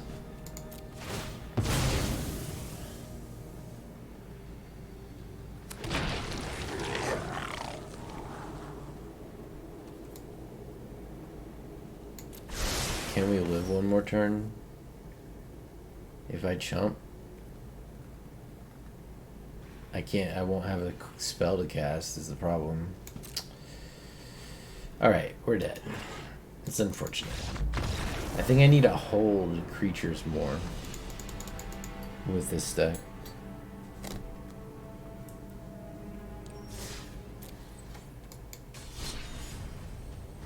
Let's play a brawl.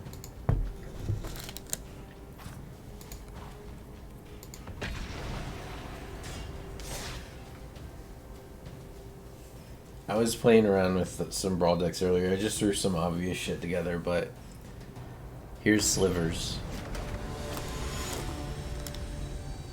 Oh, what? Oh no. It's a mirror match.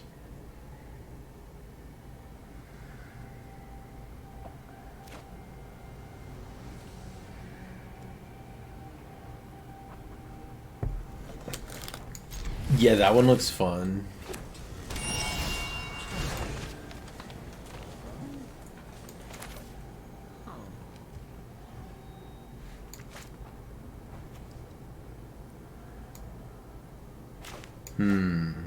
Thinking. What do I want going in first? I guess this.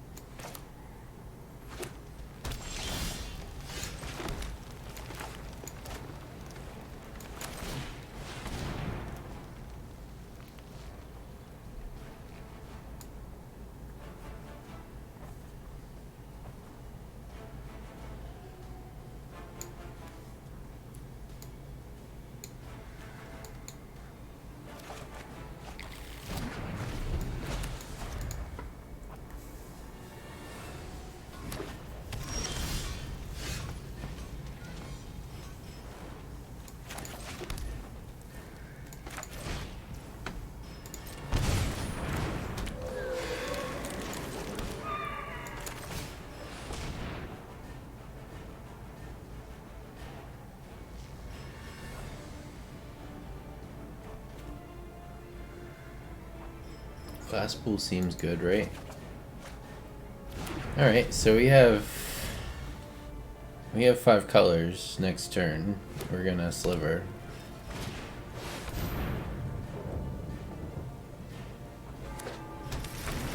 Opponent has it turn after. Let's see who can do it better.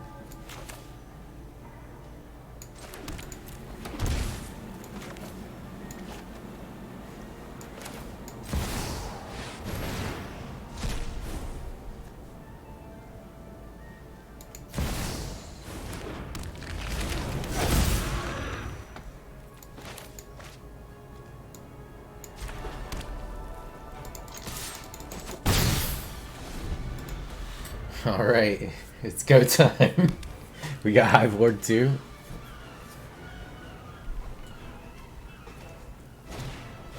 Alright. You're no fun opponent.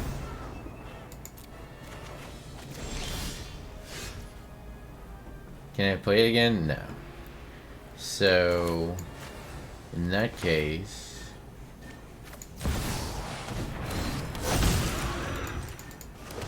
Yeah, it's not a good deck. It's just something I threw together. Like, it doesn't win a ton. Alright, first sliver. We got the farewell out of the way, at least. Skyclave Relic is kind of a shitty thing to cascade into, if I'm being honest.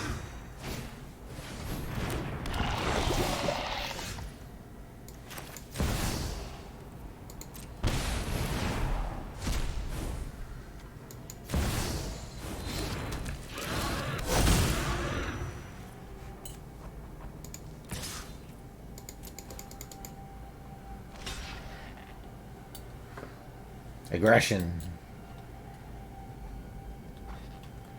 This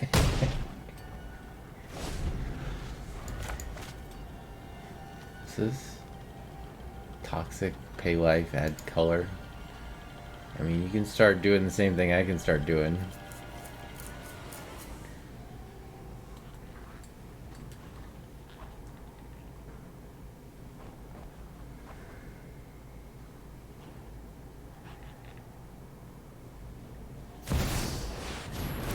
Time warp. Okay. That's pretty good. That's not as good.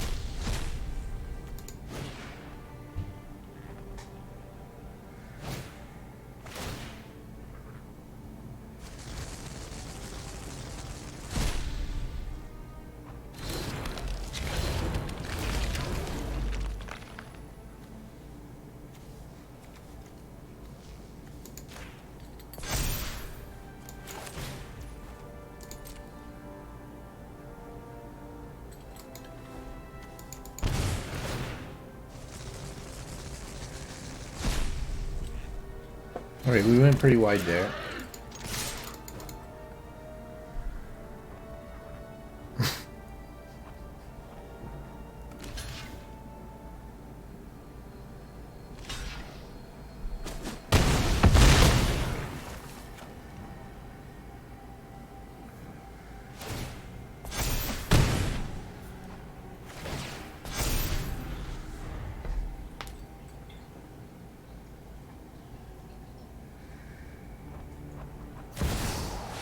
Oh shit. This isn't your average zombie horde. Impressive, isn't it? Oh no, I don't think it's enough, opponent. From battle to the grave.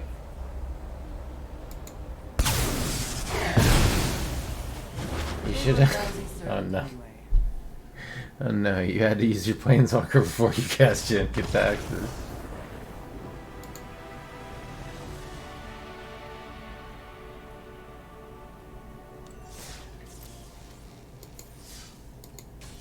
I mean, that was fun. You literally just put every sliver and every changeling and then like a bunch of omnicolor ramp stuff. That guy had fucking extra turn spells and shit, which is kind of cool actually.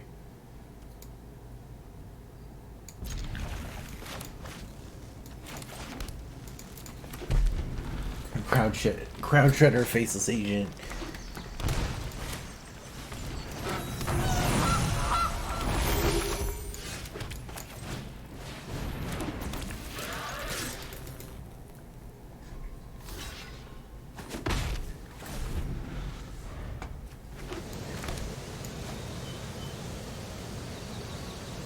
Black, green, blue.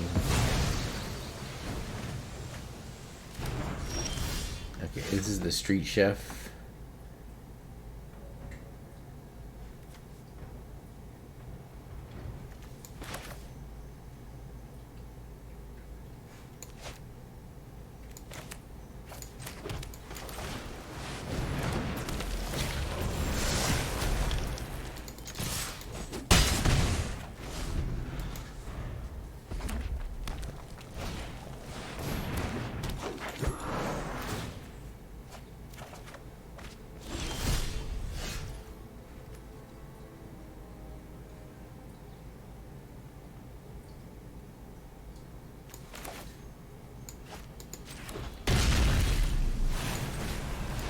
I'm not even sure we're gonna need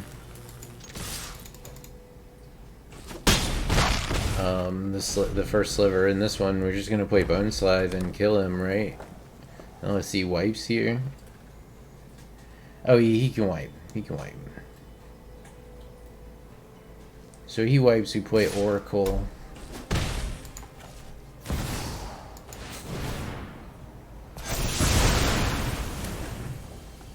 And hopefully 2 lands.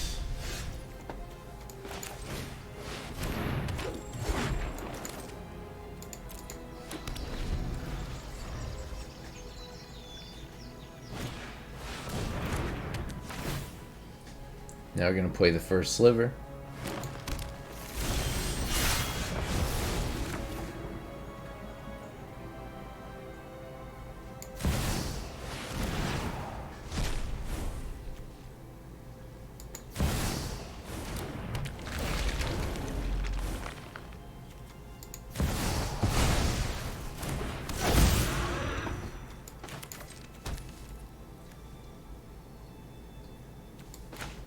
I actually don't want to do that. I want to wait, because I want that Hive Lord.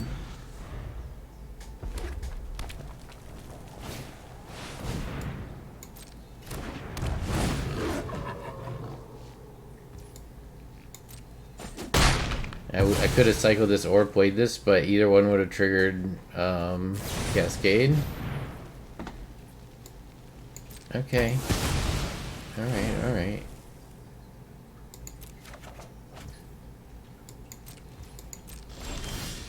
So what we'll do instead, cycle this, grab whatever.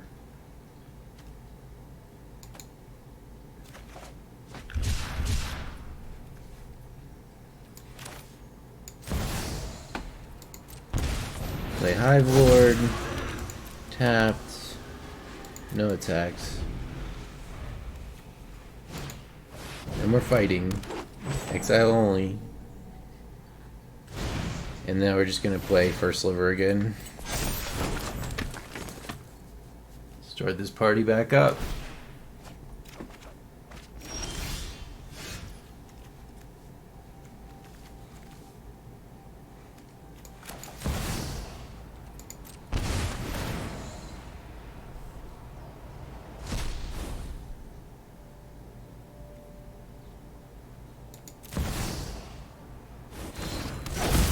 Well, that's like a terrible whiff.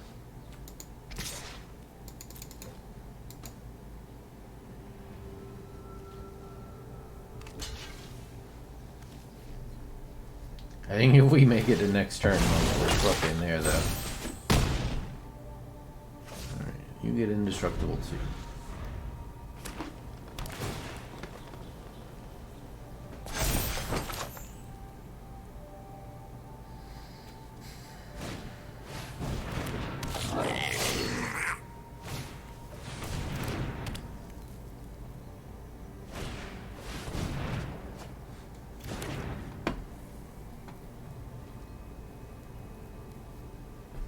It's looking pretty good.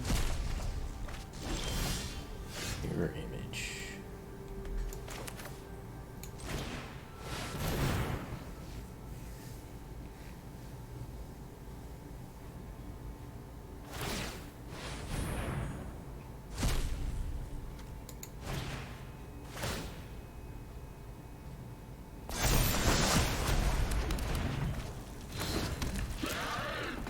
Kind of a whiff, to be honest. So now, how do we do this?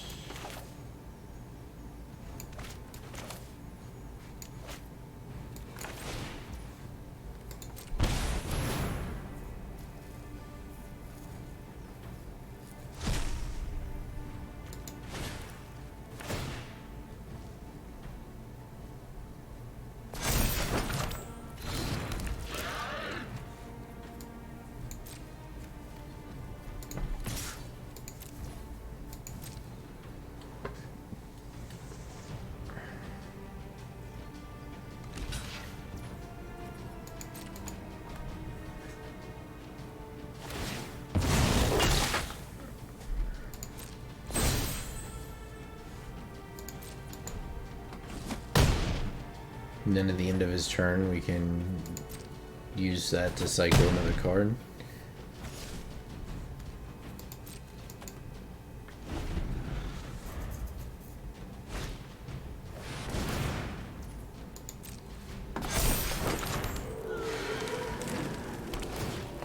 Predatory Sliver would be nice to get back.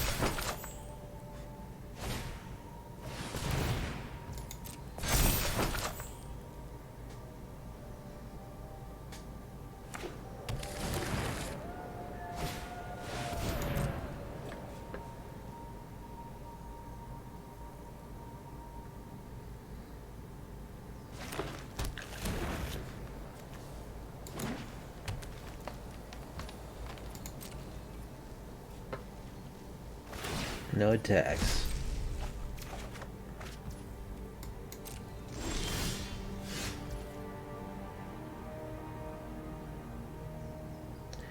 Binding's good.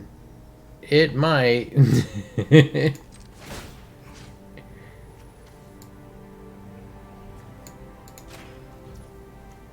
Then again, it might not.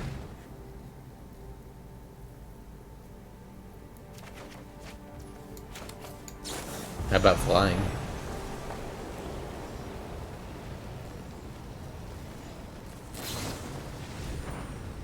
Okay.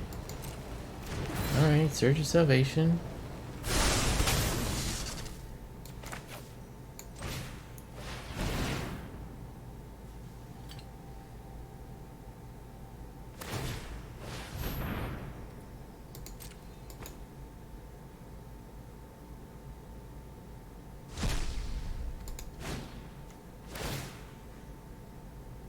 Yeah, I think so.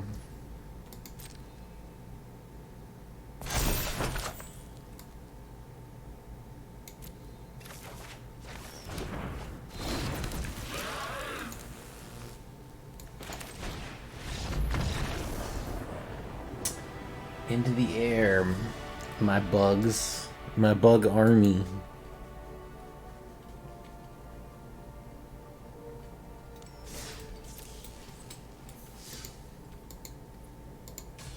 So I made this one, and then I made like a ramp deck, or ramp gates Omnath. But this one's not very good. This one's not either, but it's better than the other one.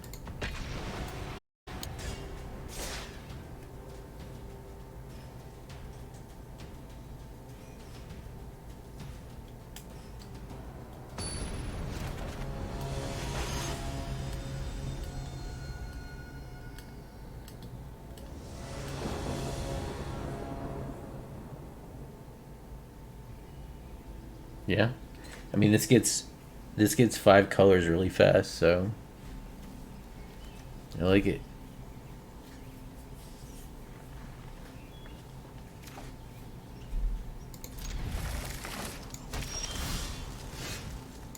Keltria too. Lotus Cobra.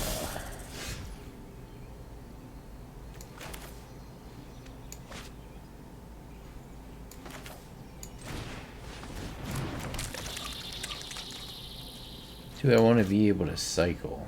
I guess I probably do. So we got red, green, blue, any color, blue. Like black or green.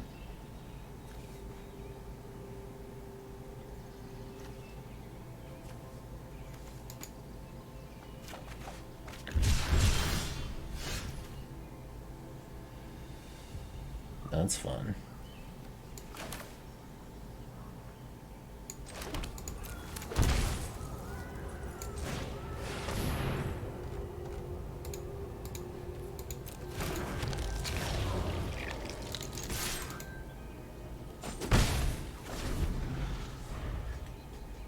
Mythos.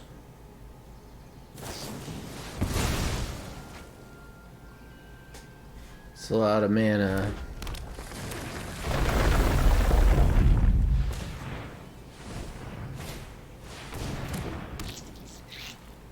There's quite a bit of mana. So, do we just clean him? This can destroy a creature, and then we can kill. So I'm gonna do like this. You kill here.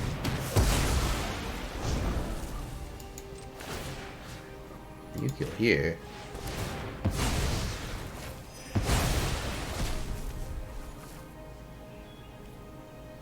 All attacks.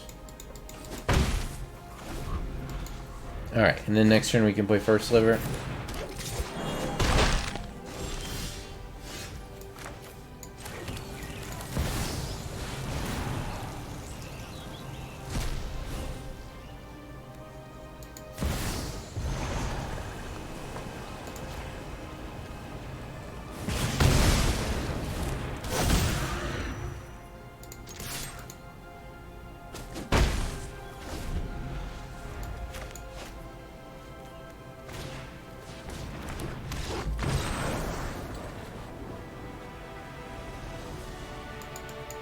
Yeah, this is Brawl.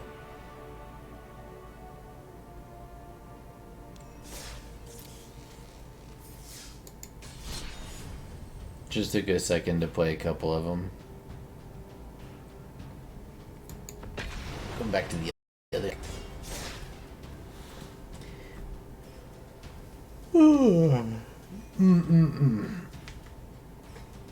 The sliver deck is like, it's at least consistent. Like it performs somewhat consistently, because like all you gotta do, ram to 5 colors, play the sliver, start cascading.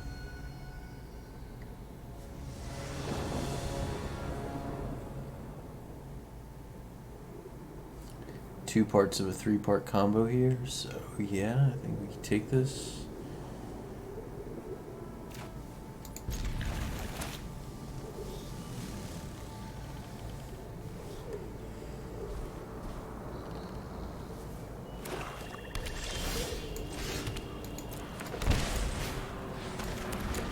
Start running out Cauldron of Familiars.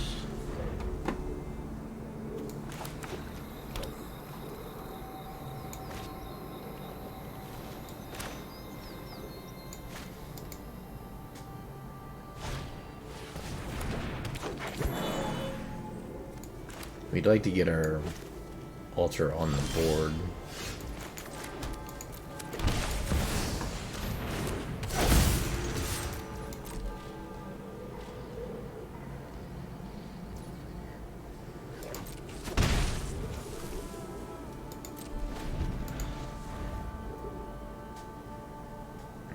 Just need Solemnity now.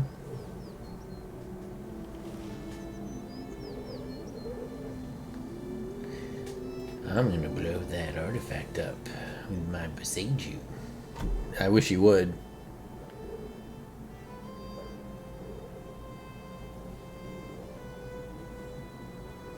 It's fun. I mean, it's like Commander. It's like... It's a challenge putting the deck together.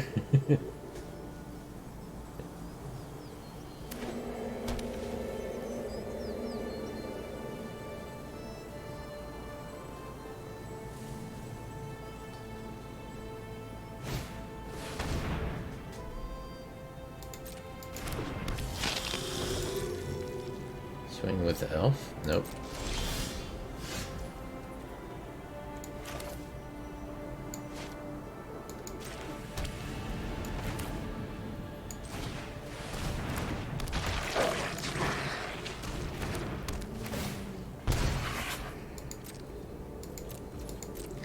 We're gonna hold the young wolf just in case we were to get like a Samwise.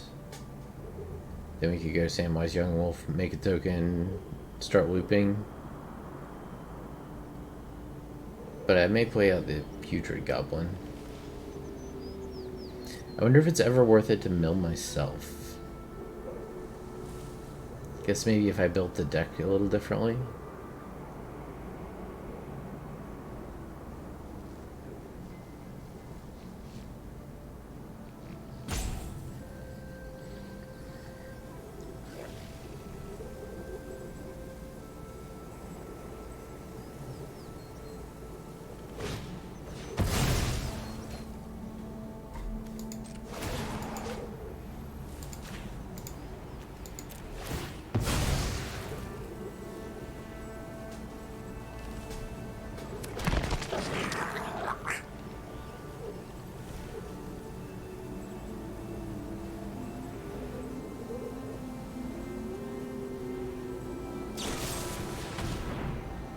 We let that go, because he loses life for it.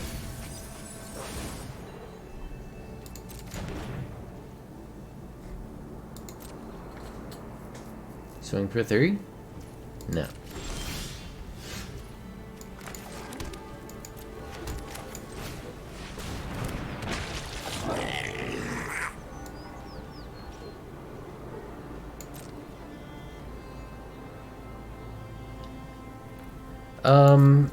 So Mana Confluence is good when you have all-in decks that need like untap land early in the game. So like I run those in the Rakdos deck or the Jund Suicide deck because that deck is just like trying to kill you by like turn 3 or 4, and if I don't, then okay, GG, later, I'm gonna go to the next game, right?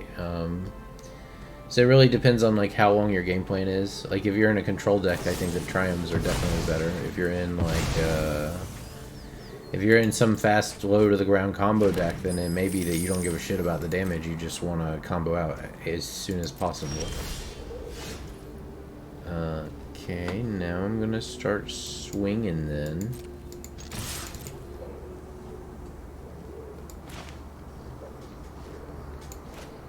So turn 3, if you have a good turn 3 combo that reliably will go off on turn 3 or 4, then I think it's fine to run the Mana Confluence and have the untapped mana.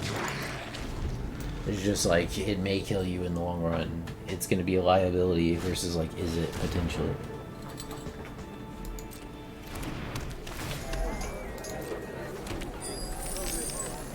Keep beating in with our putrid goblins. We're holding what we need so that if we find a Samwise we can go off. Hey, that's pretty good.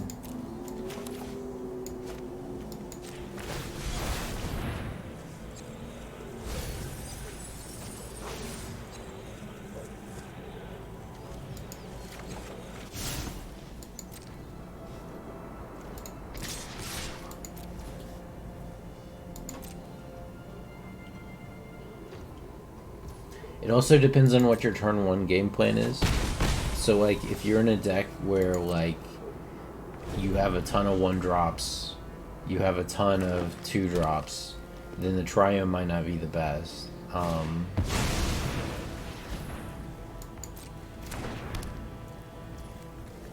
Every opponent loses life, you gain that much life. Whenever you gain life, each opponent loses life. So that just kills us, I guess. Sure.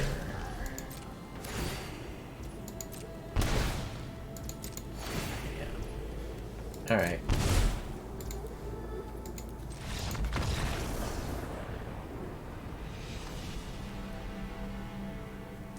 So that one, oh gosh, my memory, like I literally have goldfish memory. Let me pull that screenshot back up.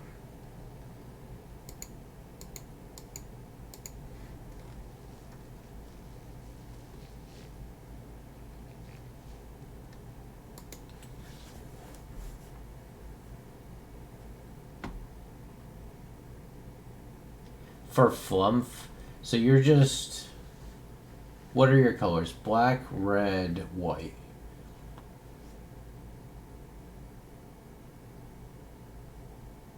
And you need the red to, what, fling the Bowmaster dork after you've grown it to 1 billion?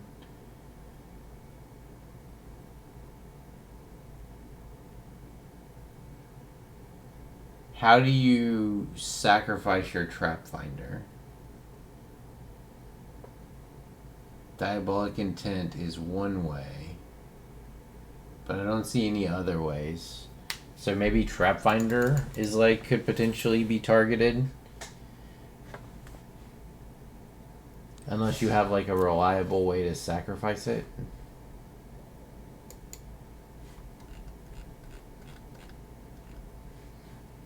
Now that I'm looking at it again, I think that might be your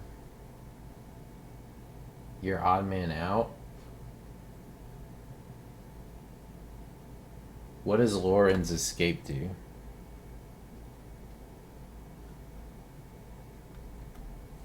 Yeah, well, I'm just thinking about it, like, right, so you're trying to blast the person, you're going to be able to draw your entire deck, right? So you're guaranteed to get your...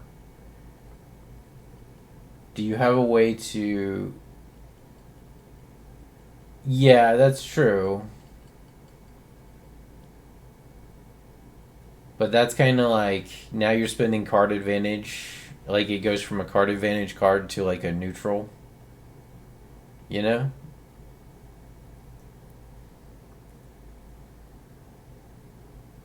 So you got Flumph and Bowmasters, and you need to make Flumph indestructible. Does Lauren's Escape make it indestructible? Is that what that does? Okay, okay.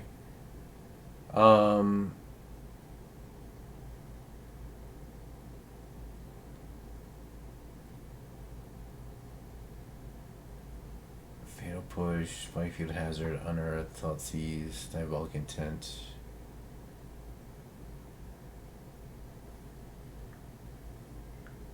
Yeah, that makes sense. So you do like a 64 cards.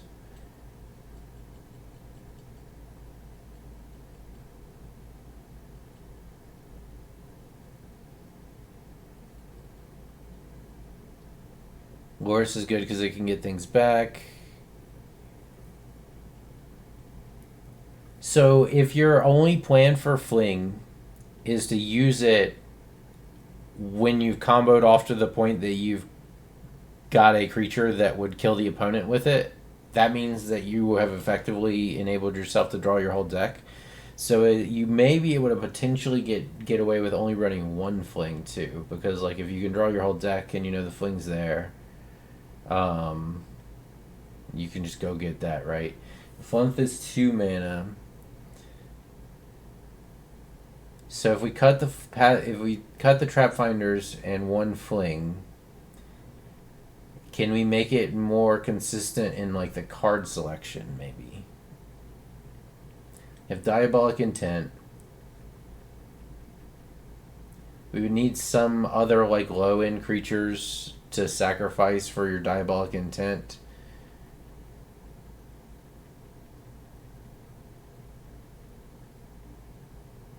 Things that like give you advantage, but can also serve a purpose. Well, I don't know. I don't know. Like, I mean, the Trap Finder does make sense. So it's pretty much guaranteed to get you one or the other of your combo cards, right? Let me go read Trap Finder. Is Flump a rare?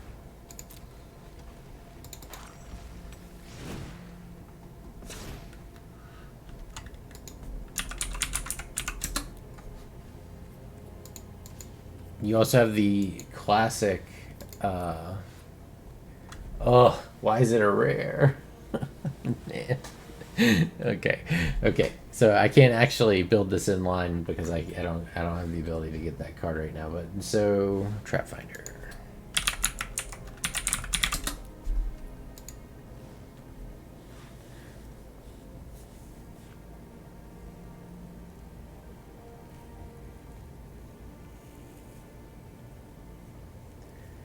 So yeah, I'm thinking you could probably go down. So let's see, what's your? It's a 3-card combo is the only issue here. So like it's gonna have the same problem as other 3-card combo decks that don't have a lot of card draw. I'm trying to think. What else gives indestructible?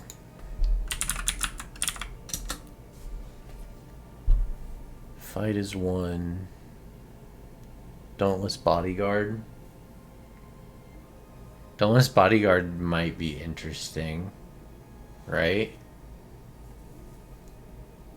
In place of the Trap Finders, maybe. And it also, like, you're leaning really hard into being a Lurrus deck at that point, too, because you have 8 different creatures that you can sacrifice to make indestructible, which means that you can also, like, get Lurrus out and keep it around. Yeah, I think that might just be a dead card actually. So you can actually cut 4 of those. Maybe Dauntless Bodyguard. Take a look at that.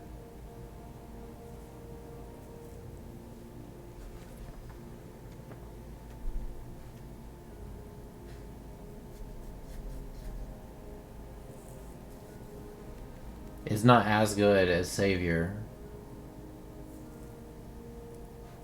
but it still works with the like plan.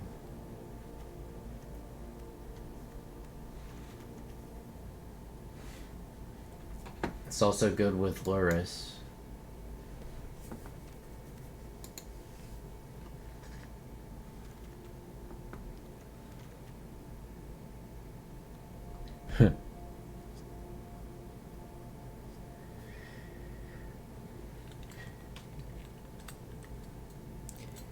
Gideon Blackblade can also give it, but I think that's too high end. Well, let's take a look at the picture again. Where'd it go?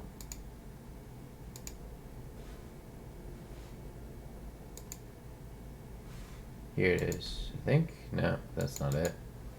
I think I closed it. Shit, hang on.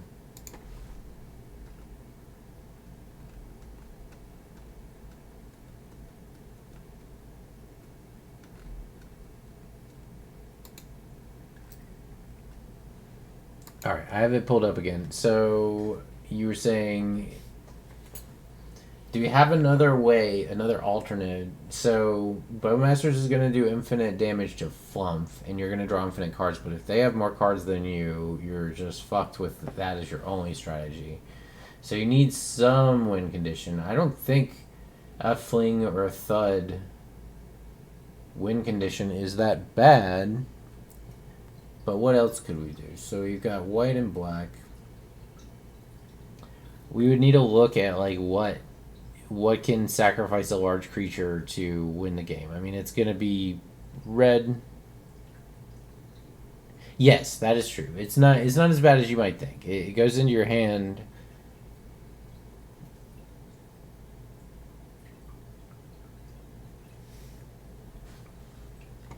I think that Dauntless Bodyguard, maybe like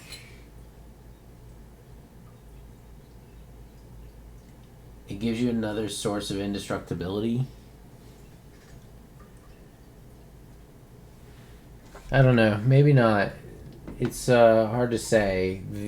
So you need 3. So like turn 1, ideal curve would be turn 1 Selfless Savior, turn 2 Flump, turn 3 Bowmasters go off, win, and then if you had to do it with Bodyguard, it would be turn 1 do nothing, turn 2 Flump, turn 3 Bodyguard, Bowmasters win. Right?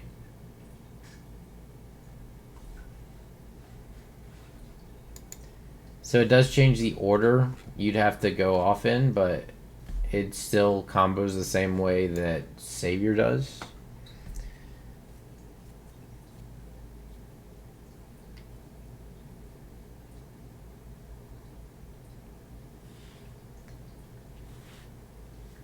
It's more fragile than Savior because it like you have to, it has to come in after the creature.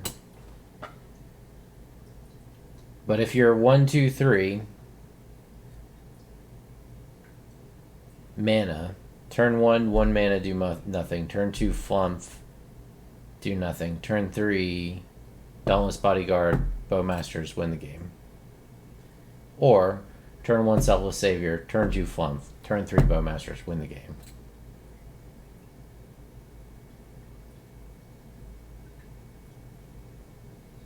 I think you run both.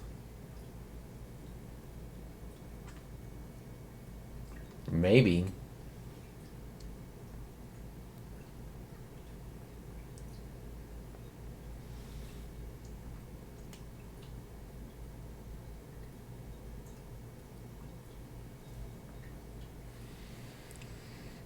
Let's see. Indestructible, you've got... I'm just looking at the artifact or creature, hexproof, indestructible, scry 1. So it's just a better sheltering light, basically. So Savior... Resolute Watchdog is another creature that sacrifices, but you have to pay for it.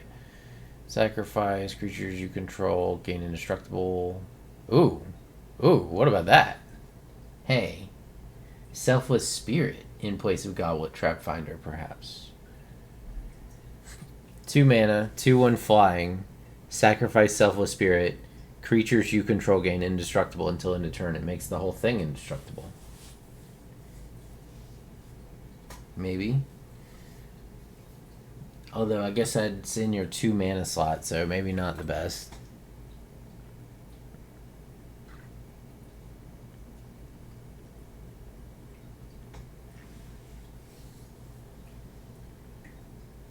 I think that you could definitely play around with it and come up with something.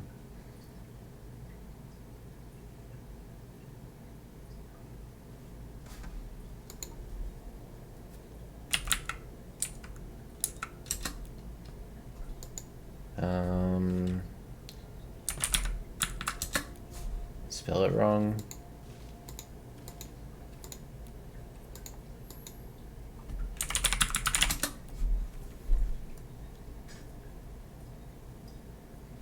No, that won't do it. If only there was if only Emrakul was in the format, we could just put one of those in your deck, and then you could continually recycle your deck with some effect that will let you discard. And then you could mill them out for sure.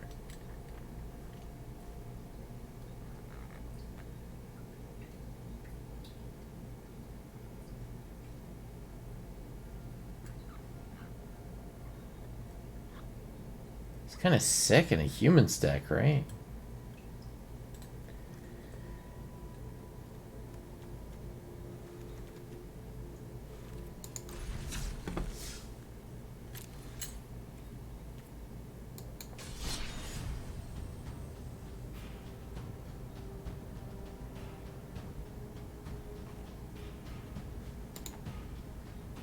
I'll try the other ramp deck that I made.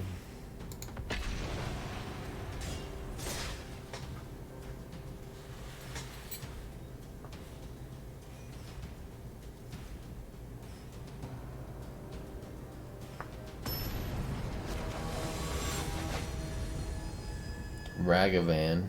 Alright. That's not fun.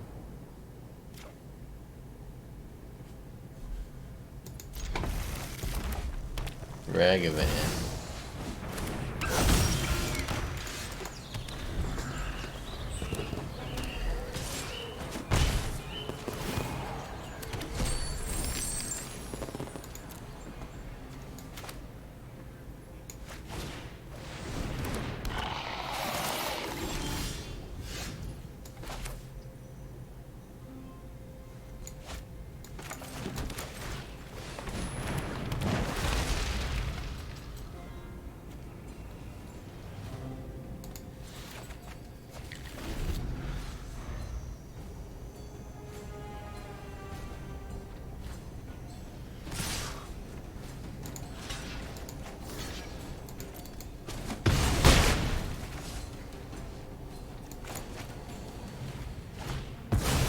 Oh, that's fun.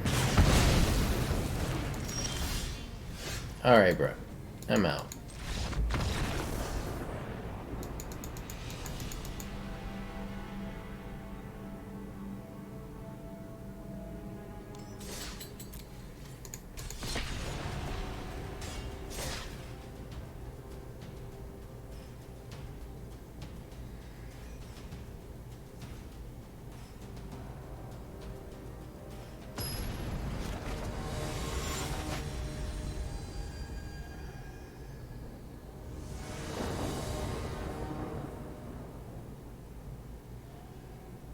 Yeah, it makes sense. You may benefit from more ways to sacrifice it actually, rather than having to kill it yourself, you know? Does Goblin Trapfinder's ability work if you kill it with Spikefield Hazard?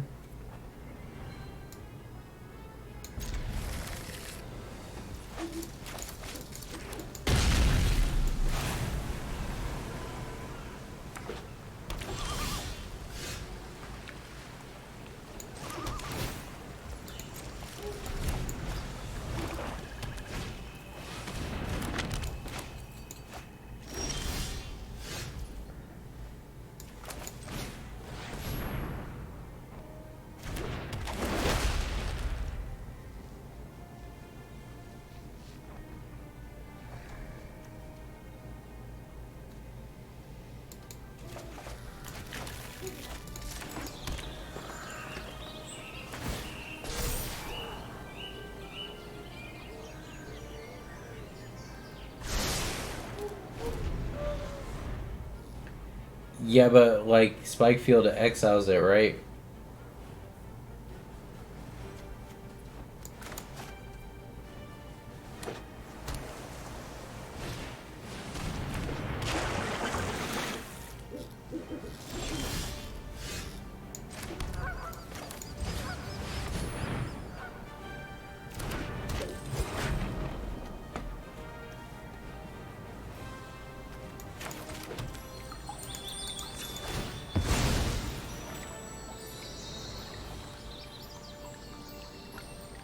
Kind of whatever.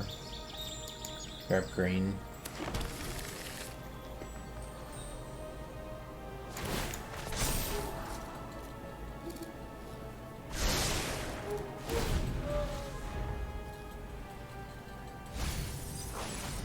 What's this? Clockmaker.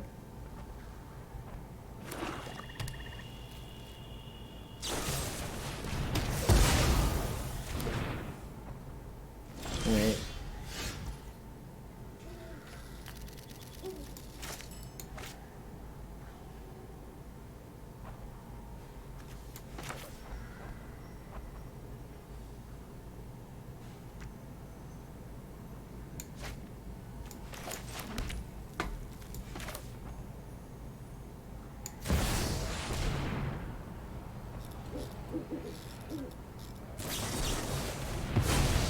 Alright.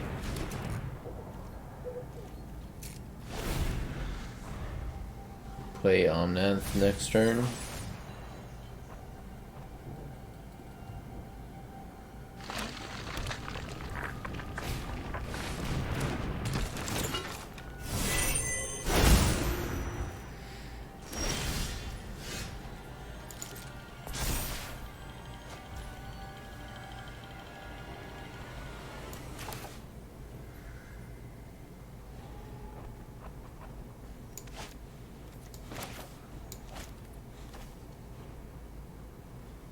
Alright, I have to play this first. Because I need to hold up.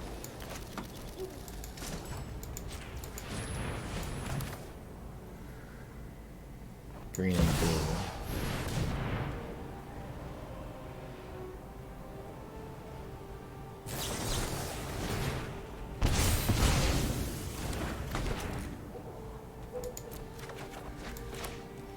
Wait, why can't I? Green. Oh. Fuck me. I did it wrong. I did it wrong. It's alright.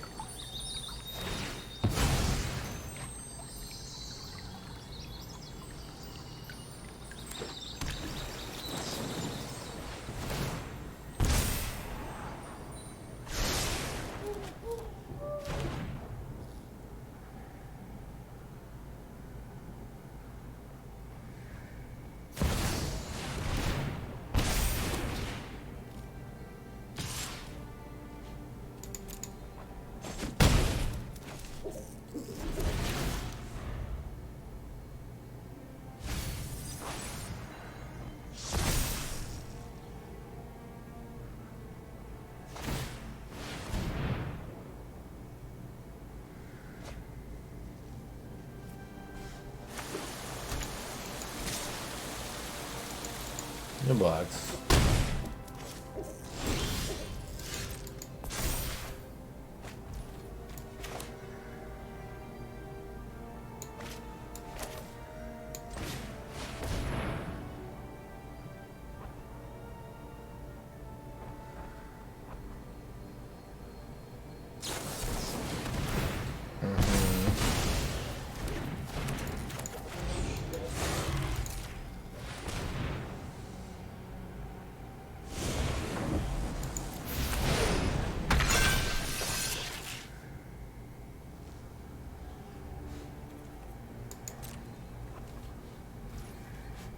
Cost 1, right?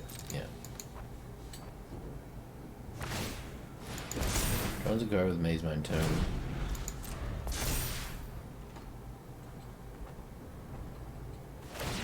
Draws a card with Escanta.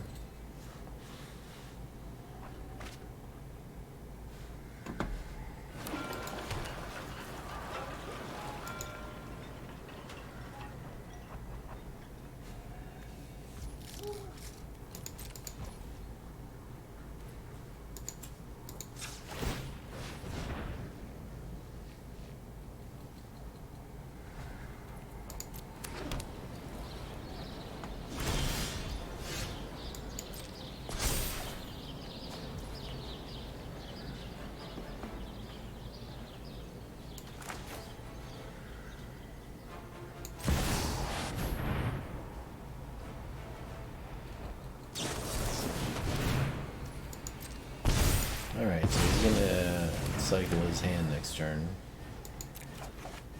Which means he loses the Narset.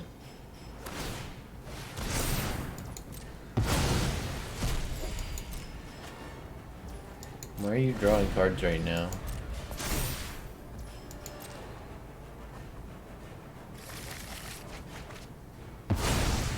Alright, new hand.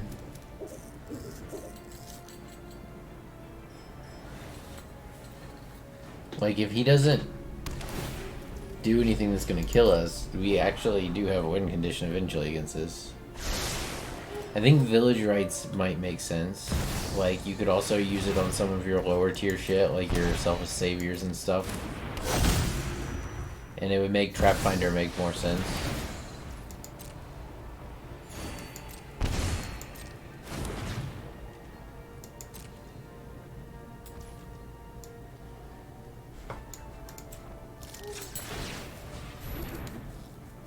There's Maisie.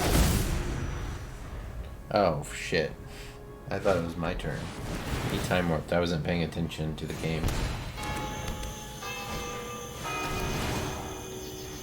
I think I'd like that. So, cut the Grim Tutor. Go up to 4 Diabolic Intents. Maybe cut a Spike Field Hazard. And then go up to some number of Village Rites. Or Deadly Dispute even. could potentially be good.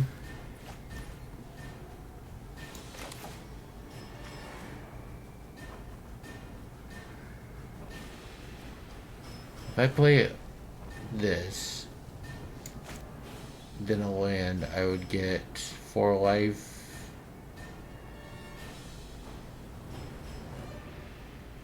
Okay.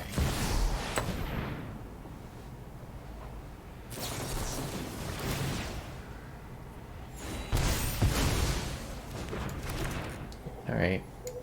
Take the action. Play a land.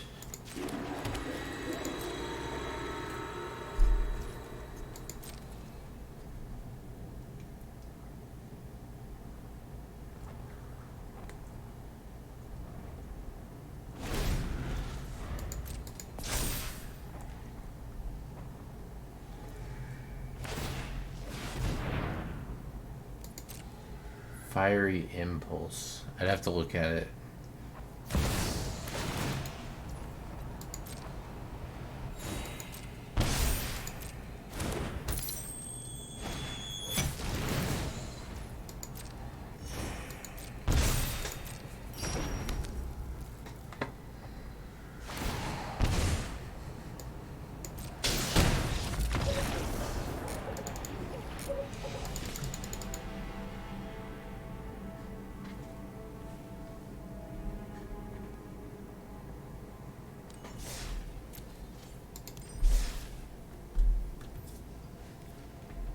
Also, be careful cutting the spike field hazards that you don't mess up the amount of mana you want.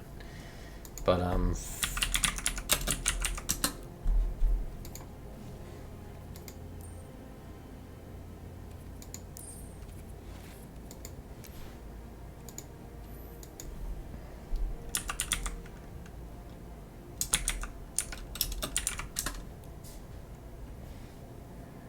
2 damage. 3 damage. I don't know.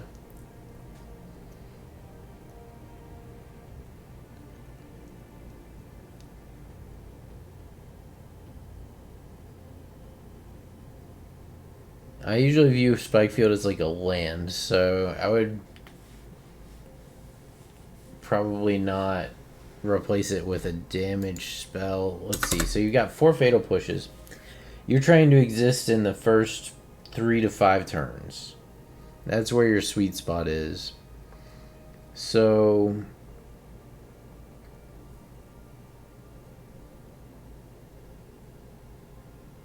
because once you start hitting turn 4 and shit, people are gonna start getting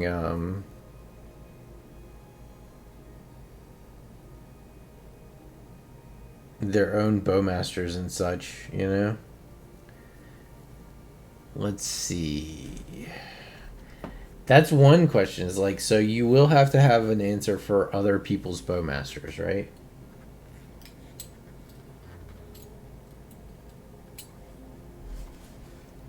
So maybe something that can beat that. Divine Surge. Divine Surge could do it, potentially.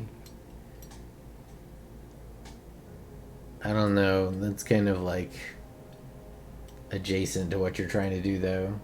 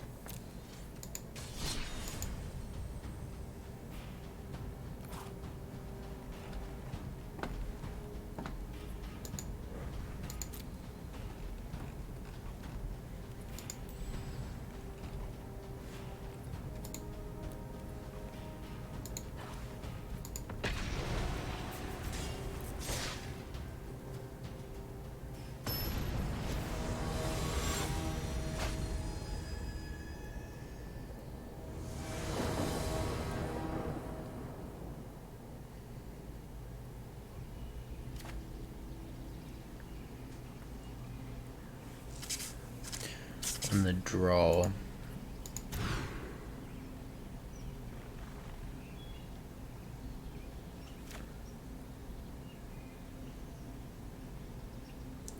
Deadly Dispute is the 2-mana version that makes a treasure.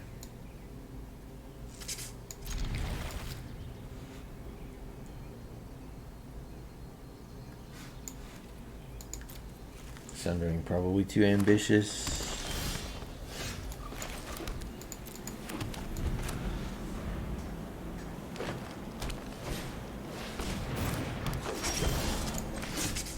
Some kind of ramp shenanigans. Yeah. I don't like the Paradise Druid in these devotion decks.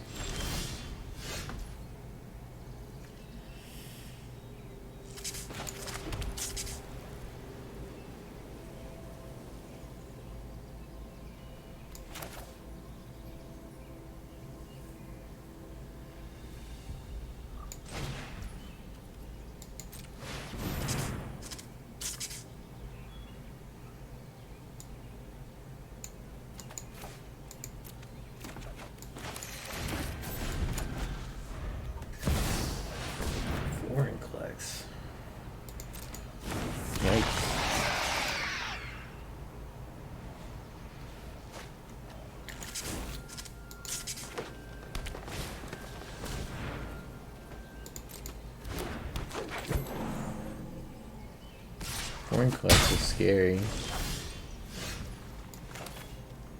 It'll help a little bit.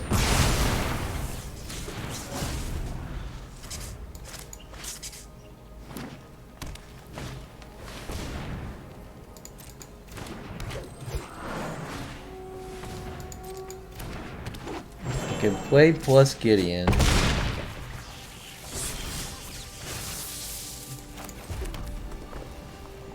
Can I survive one more turn?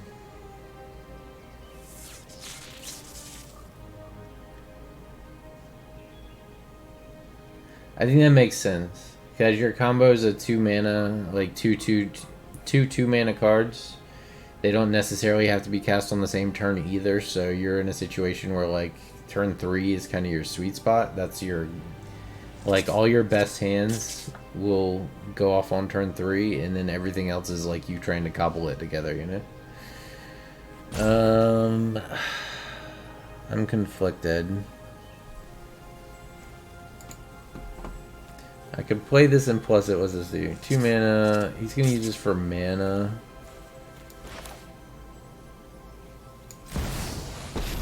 I think maybe this eats the most damage. There's just a risk that our Gideon dies though.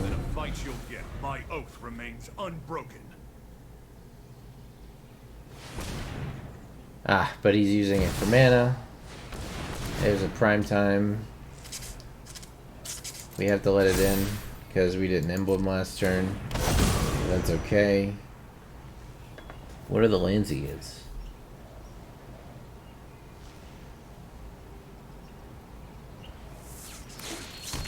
Village Rites is also good, like, anti-people fucking with your shit when you don't have, like, defense for it, you know?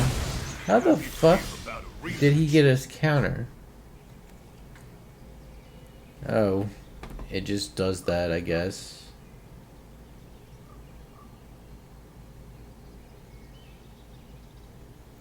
We're dead. This is a tap land right now, unfortunately. If it wasn't, then we would have a chance. But we don't. So we don't... I mean, I guess...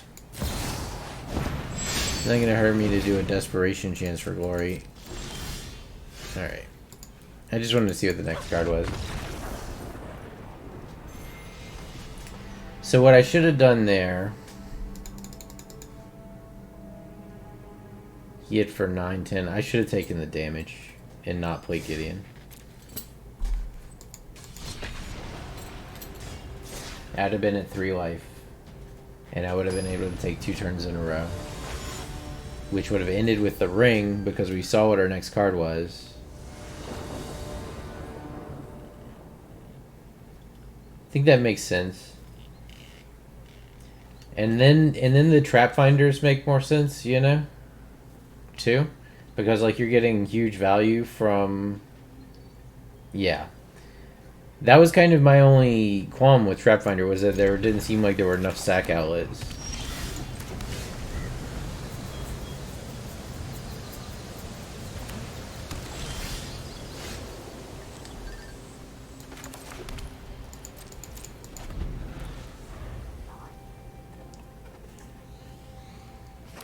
Do you want to be purged today?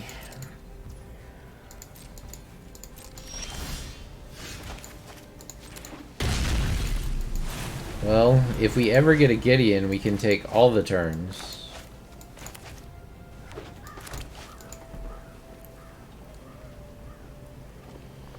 Do you want to field me? You can.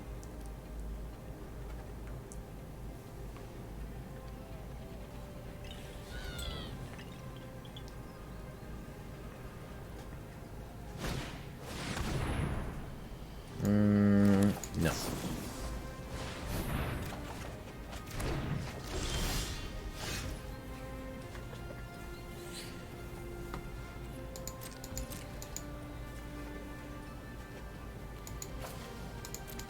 Page 1 glorious and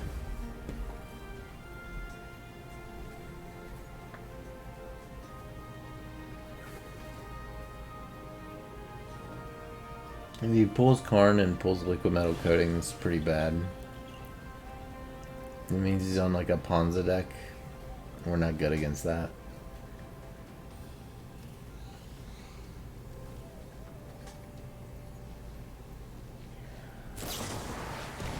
I think that makes sense too, because like the fling is like your alternate win con. So like if you have to draw your entire deck to get it, it's fine, right? Yeah, exactly. Like if you go infinite, you can then fling. If not, you can't.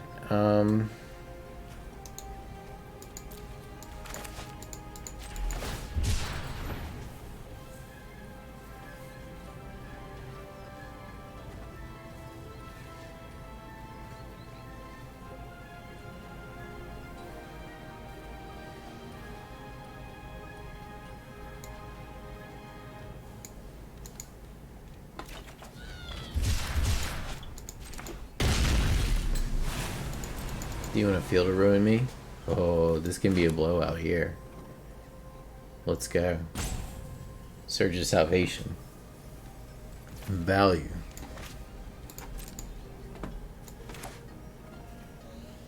This is great. Opponent strip mines himself, and we are unaffected.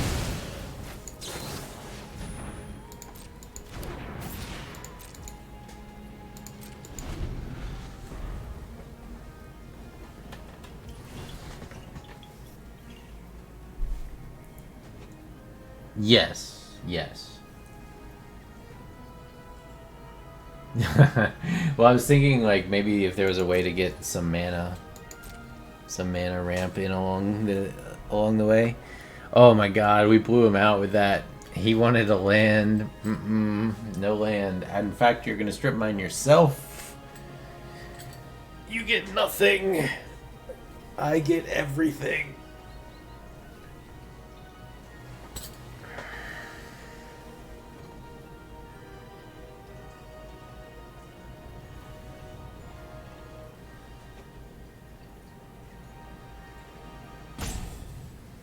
I would potentially consider also cutting down from 4 of Loren's Escape and maybe running like a 2 Loren's, 2 Bodyguard situation, because the Bodyguard is going to have more synergy with Loris. Let's see. Alright, pass turn. Now we're both stuck on lands.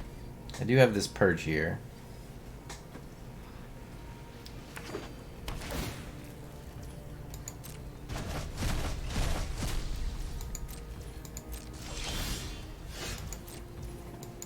I'm gonna pitch 1 Purge.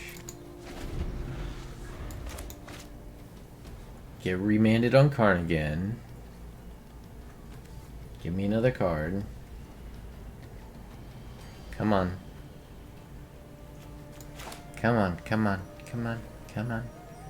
I really want to hit a Gideon so that I can turn on these Glorious Ends. I'd like to Glorious End the Karn and just get rid of it, because Karn is like actually problematic.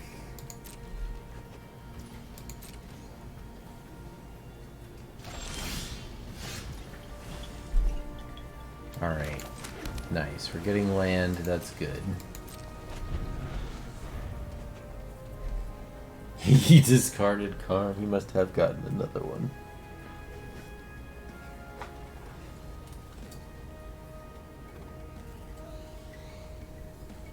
Yeah, you could run like Fling and like 3 Simian Spirit Guides or something like that, and it would be really good.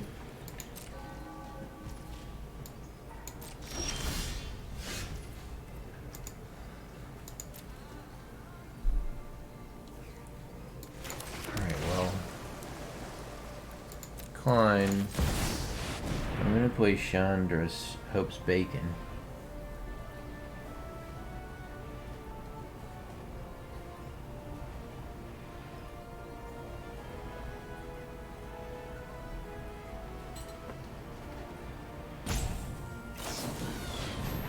Alright, sure.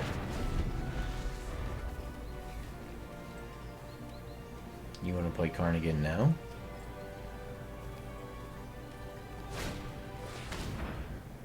Alright.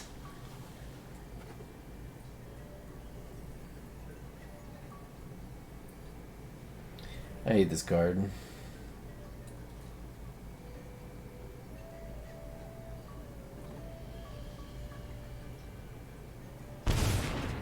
Take Shandy.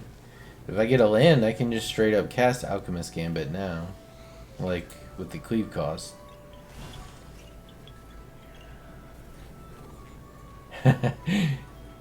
Yeah, Bowmaster... Well, the nice thing for you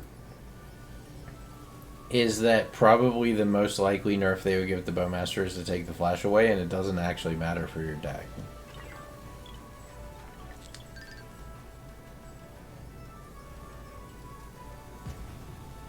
I mean, I don't know what else they could do to change it to make it any better, right?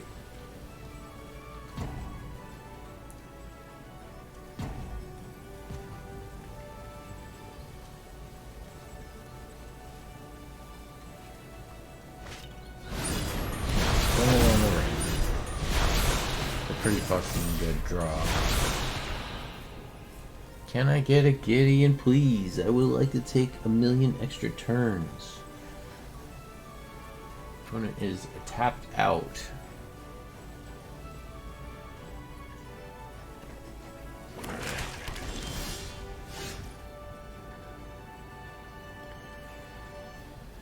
Well, it's not a Gideon, but it's also not the worst thing I could have seen here. Let's do 4. Exiling 1.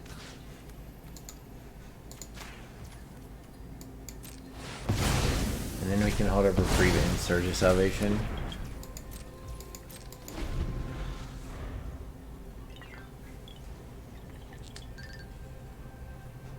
Yeah, then it might just get banned.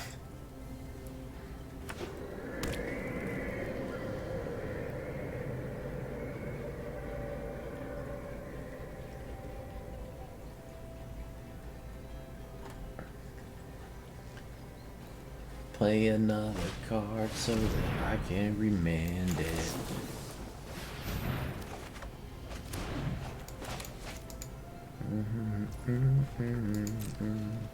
Alright, so now we can take an extra turn.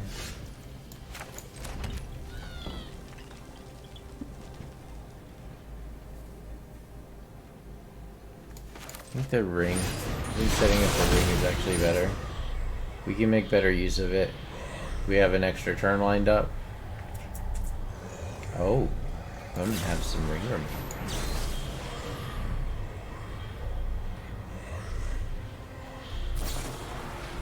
Double ring. Alright.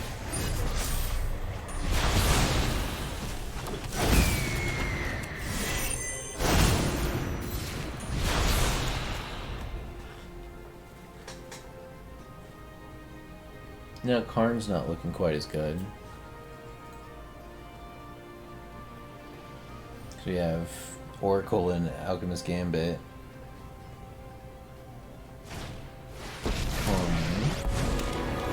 Karn grabs what? Liquid Metal Coating? The ring again?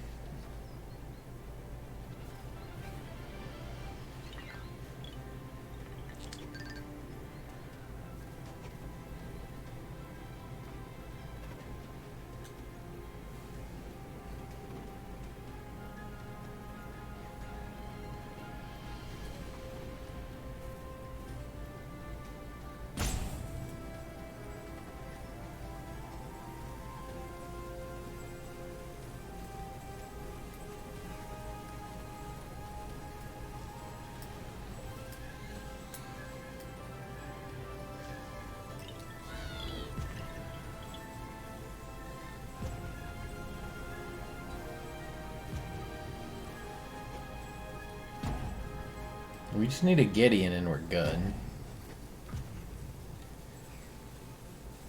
Okay, I'm pretty sure it doesn't take this long to pick a card out of your sideboard, opponent.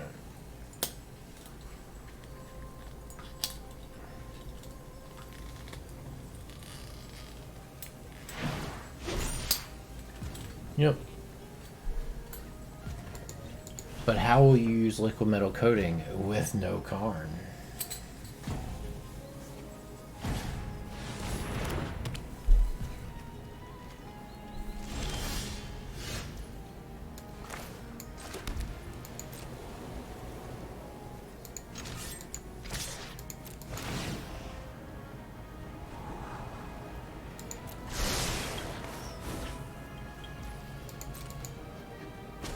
Retribution will be swift.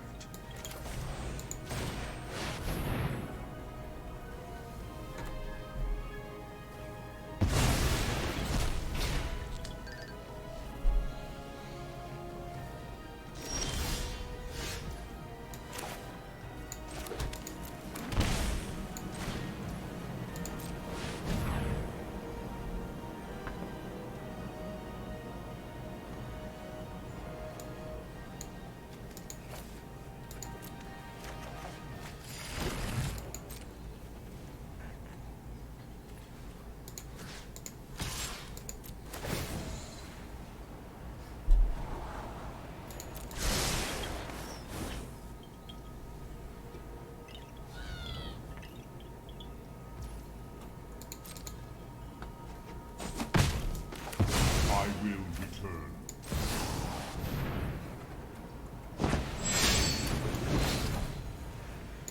You just go.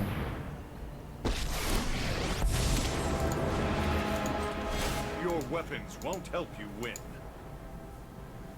Pause it this turn. Now it's my turn. You can emblem next turn.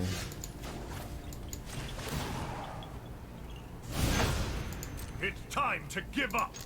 Time to do.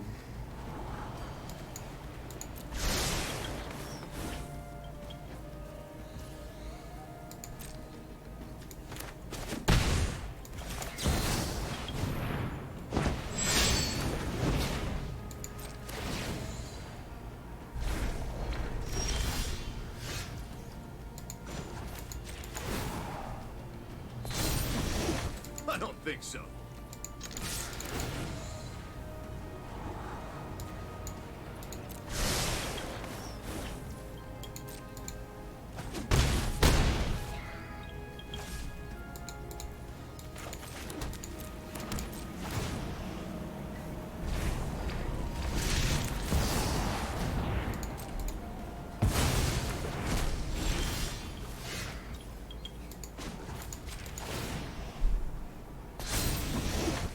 Worthy opponent.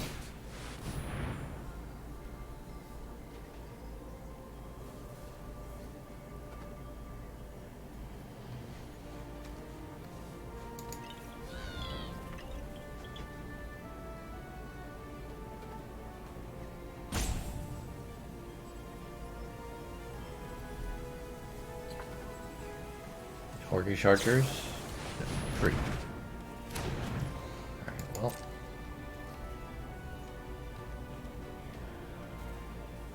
I'm swinging.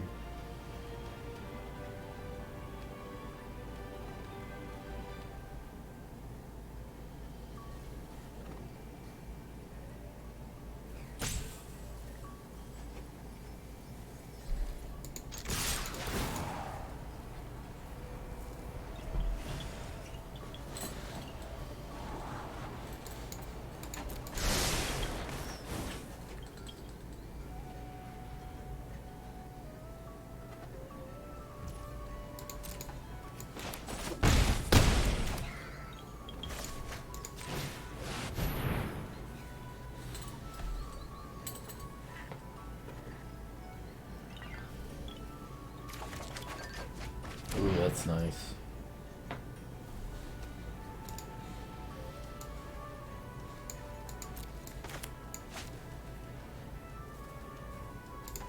I'm gonna keep all these cards in my hand, actually. Oh, does he have a kill for it? If he has a kill for it, we just lose.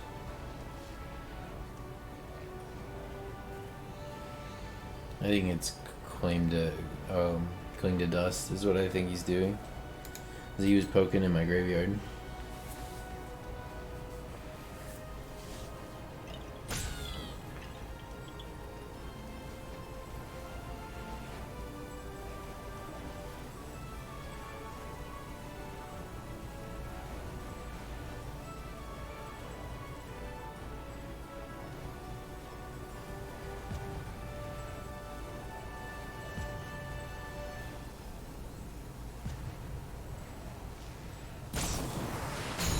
Yeah. That's what I thought it was.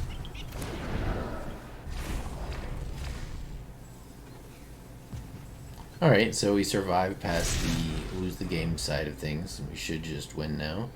Unless he can destroy this indestructible bird.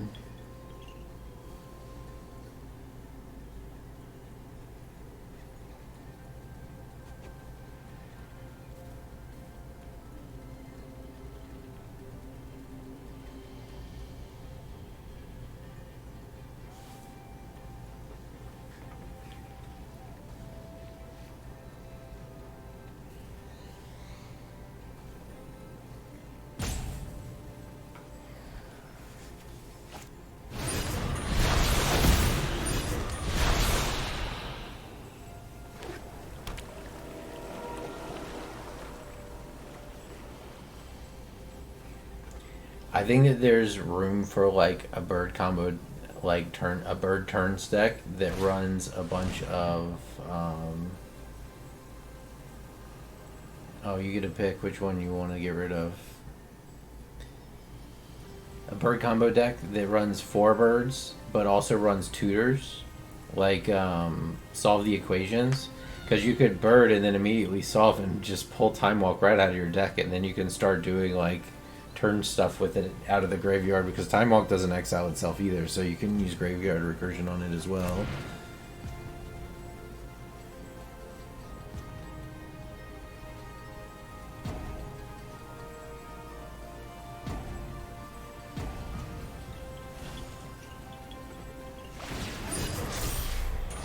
Card. I think this is the concession turn. Opponent's in the tank thinking about how to get out of the situation.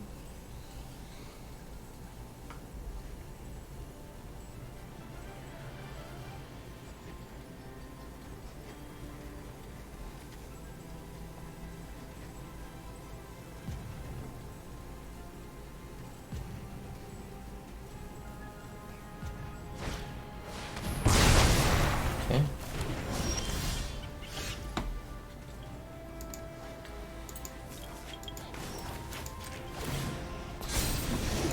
That's enough. GG, opponent.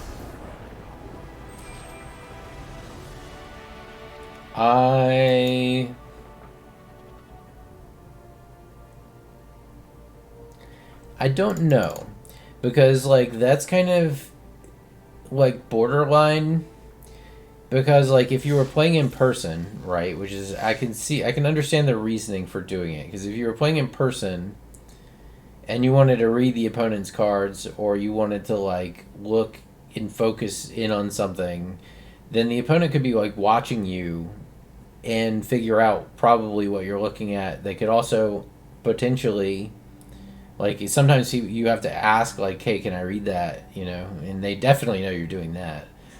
So I think it does make sense, because it kind of introduces like a pseudo, like the pseudo reading aspect that you would get in an in-person game, whereas there's kind of like that extra dimension of bluffing and like looking where you're, like that kind of stuff. Like it gives that ability to a lesser degree. So I think it's good, actually.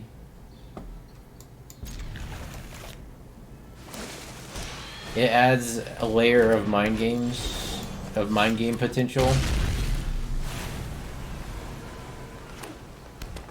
that would not otherwise be there.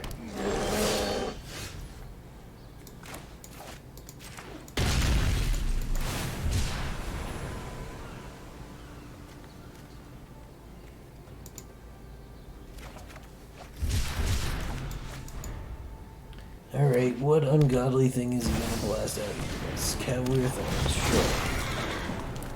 Divine Purge.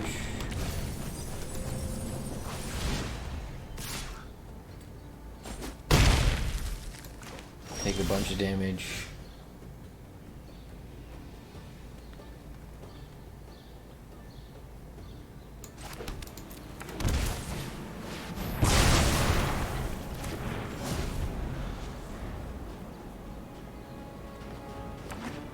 To make it more awkward.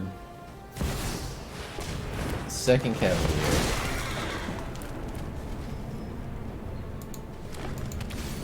Yeah, it's like it adds that like because there is, you know, everybody say like like poker, for example. Like poker is a game of like there's skill in knowing what cards you need and like your odds, but there's also skill in being able to read other people, and there that goes for like any in-person card game usually. So it kind of brings that kind of into it, you know.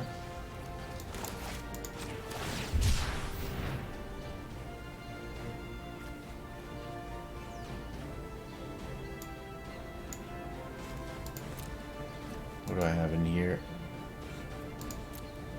Is it just 2 Orient? Okay. So I don't want that.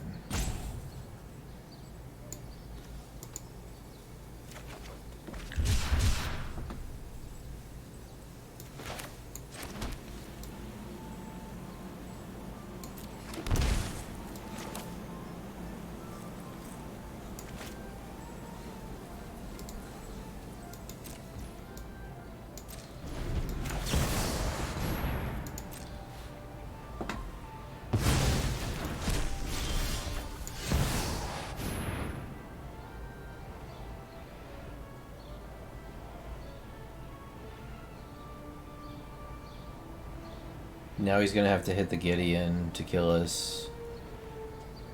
Hopefully that gives us another turn to play the ring.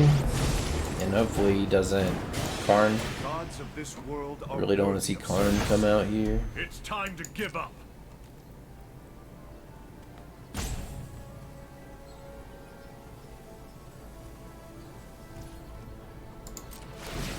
That's 5, right? Yeah.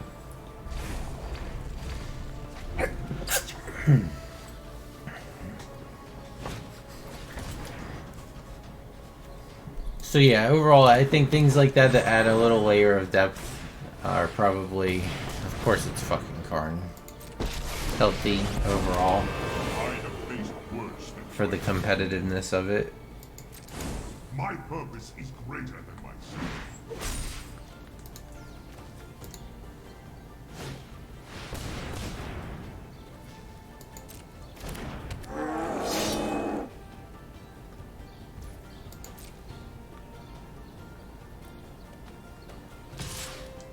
One face, one Gideon. I wish I had one more white card. I'd exile that bitch, but I don't. We still have a chance. The Karn was like the worst case scenario, really.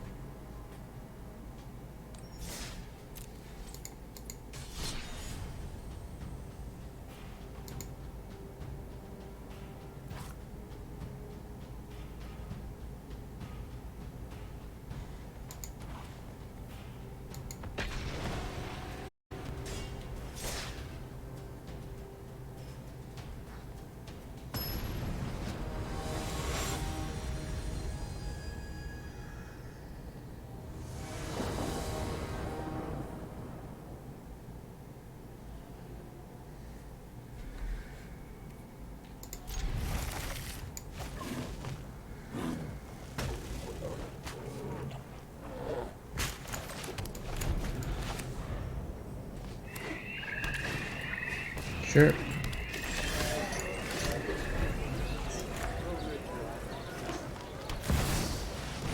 Sure.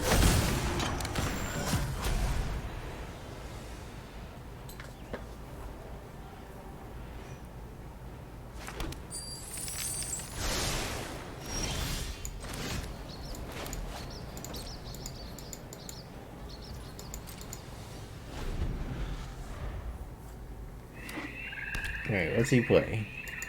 Nothing. Goes in. I mean, I'm purging next turn, so we can clean up these treasures, clean up all these critters.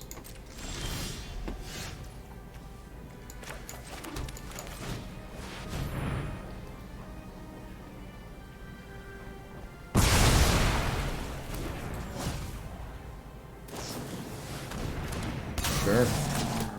It does kind of suck, but sure. So we're gonna route. I think we don't care about that too much.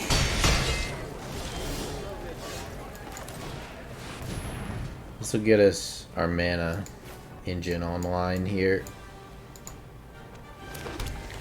So I should have grabbed the black.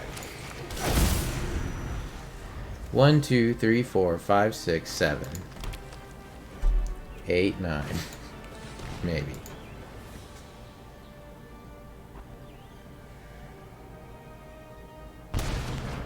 Takes Gate Colossus. Hits us for 2, 3. Excuse me.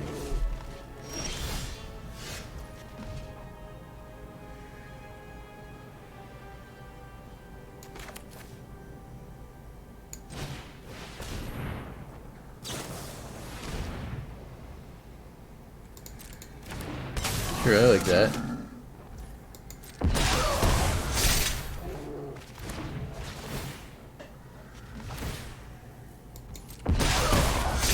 We just get a juicier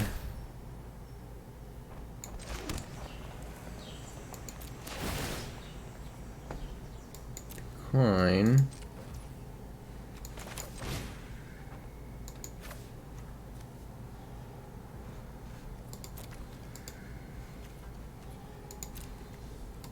Just creatures.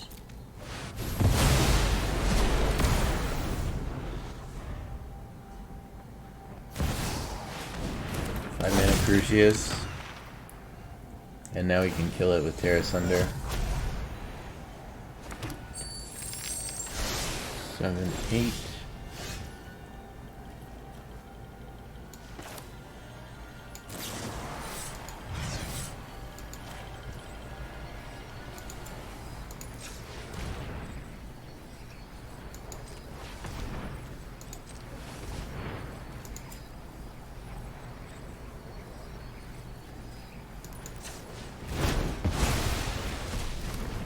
I think I tapped wrong.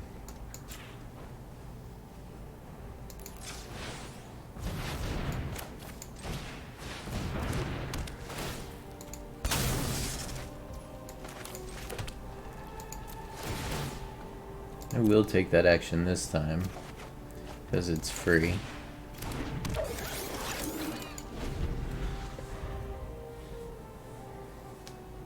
Is that lethal next turn? 1, 2, 3, 4, 5, 6, 7, 8, 9. No, we need one more land. Takes a growth spiral. Plays a bowmaster.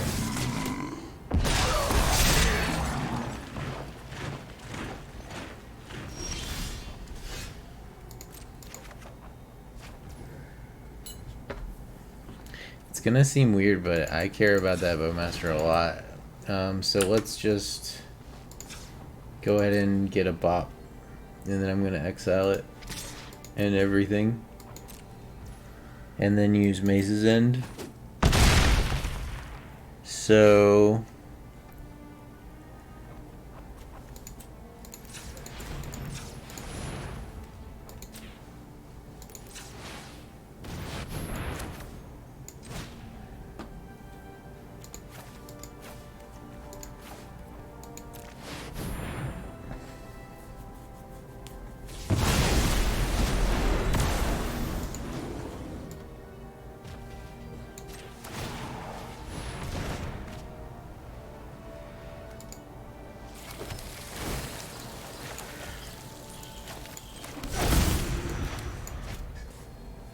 just try to stall it out. Yeah.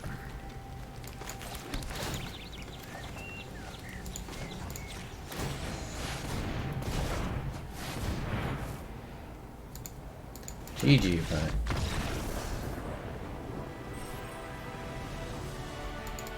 Nurgle 666.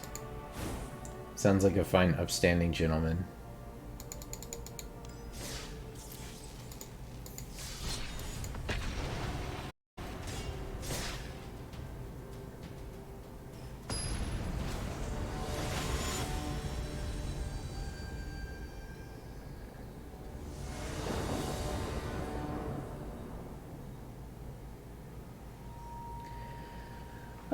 No, I'm just playing.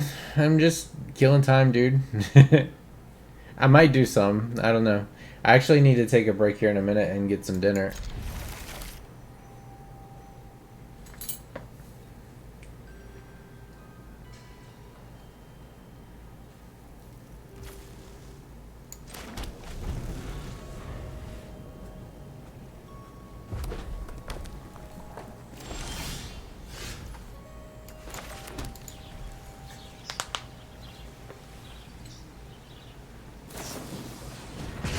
Bonk.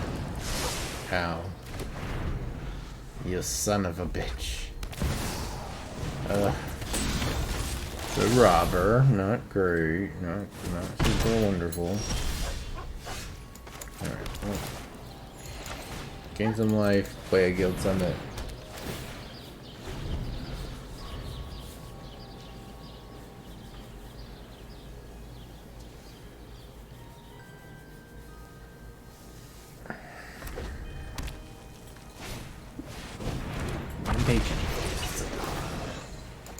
Players cannot gain life.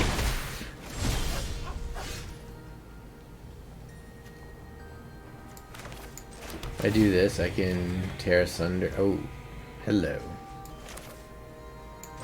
Hello. Let's just kill all that. Set up the prime time in 2 turns. So next turn we'll gate Colossus. He'll have to deal with that, and then prime time seals the deal.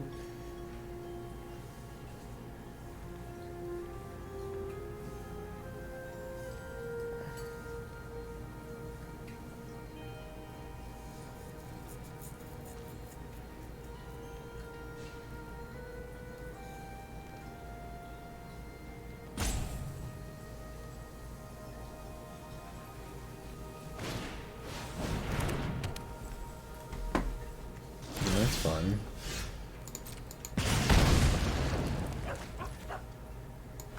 I don't think I actually need to tear that asunder quite yet.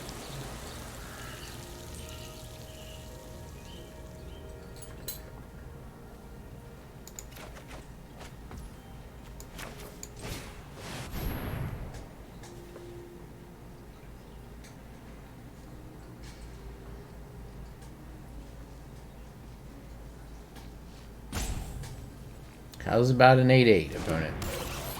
This should hopefully turn off creatures. Next turn we can play Titan.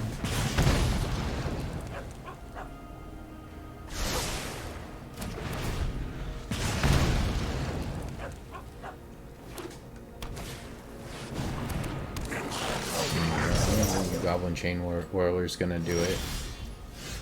Alright, take one more.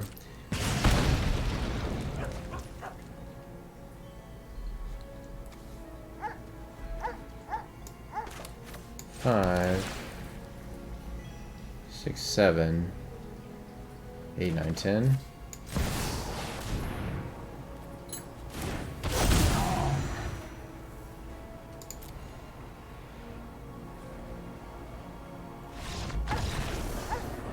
Prime time.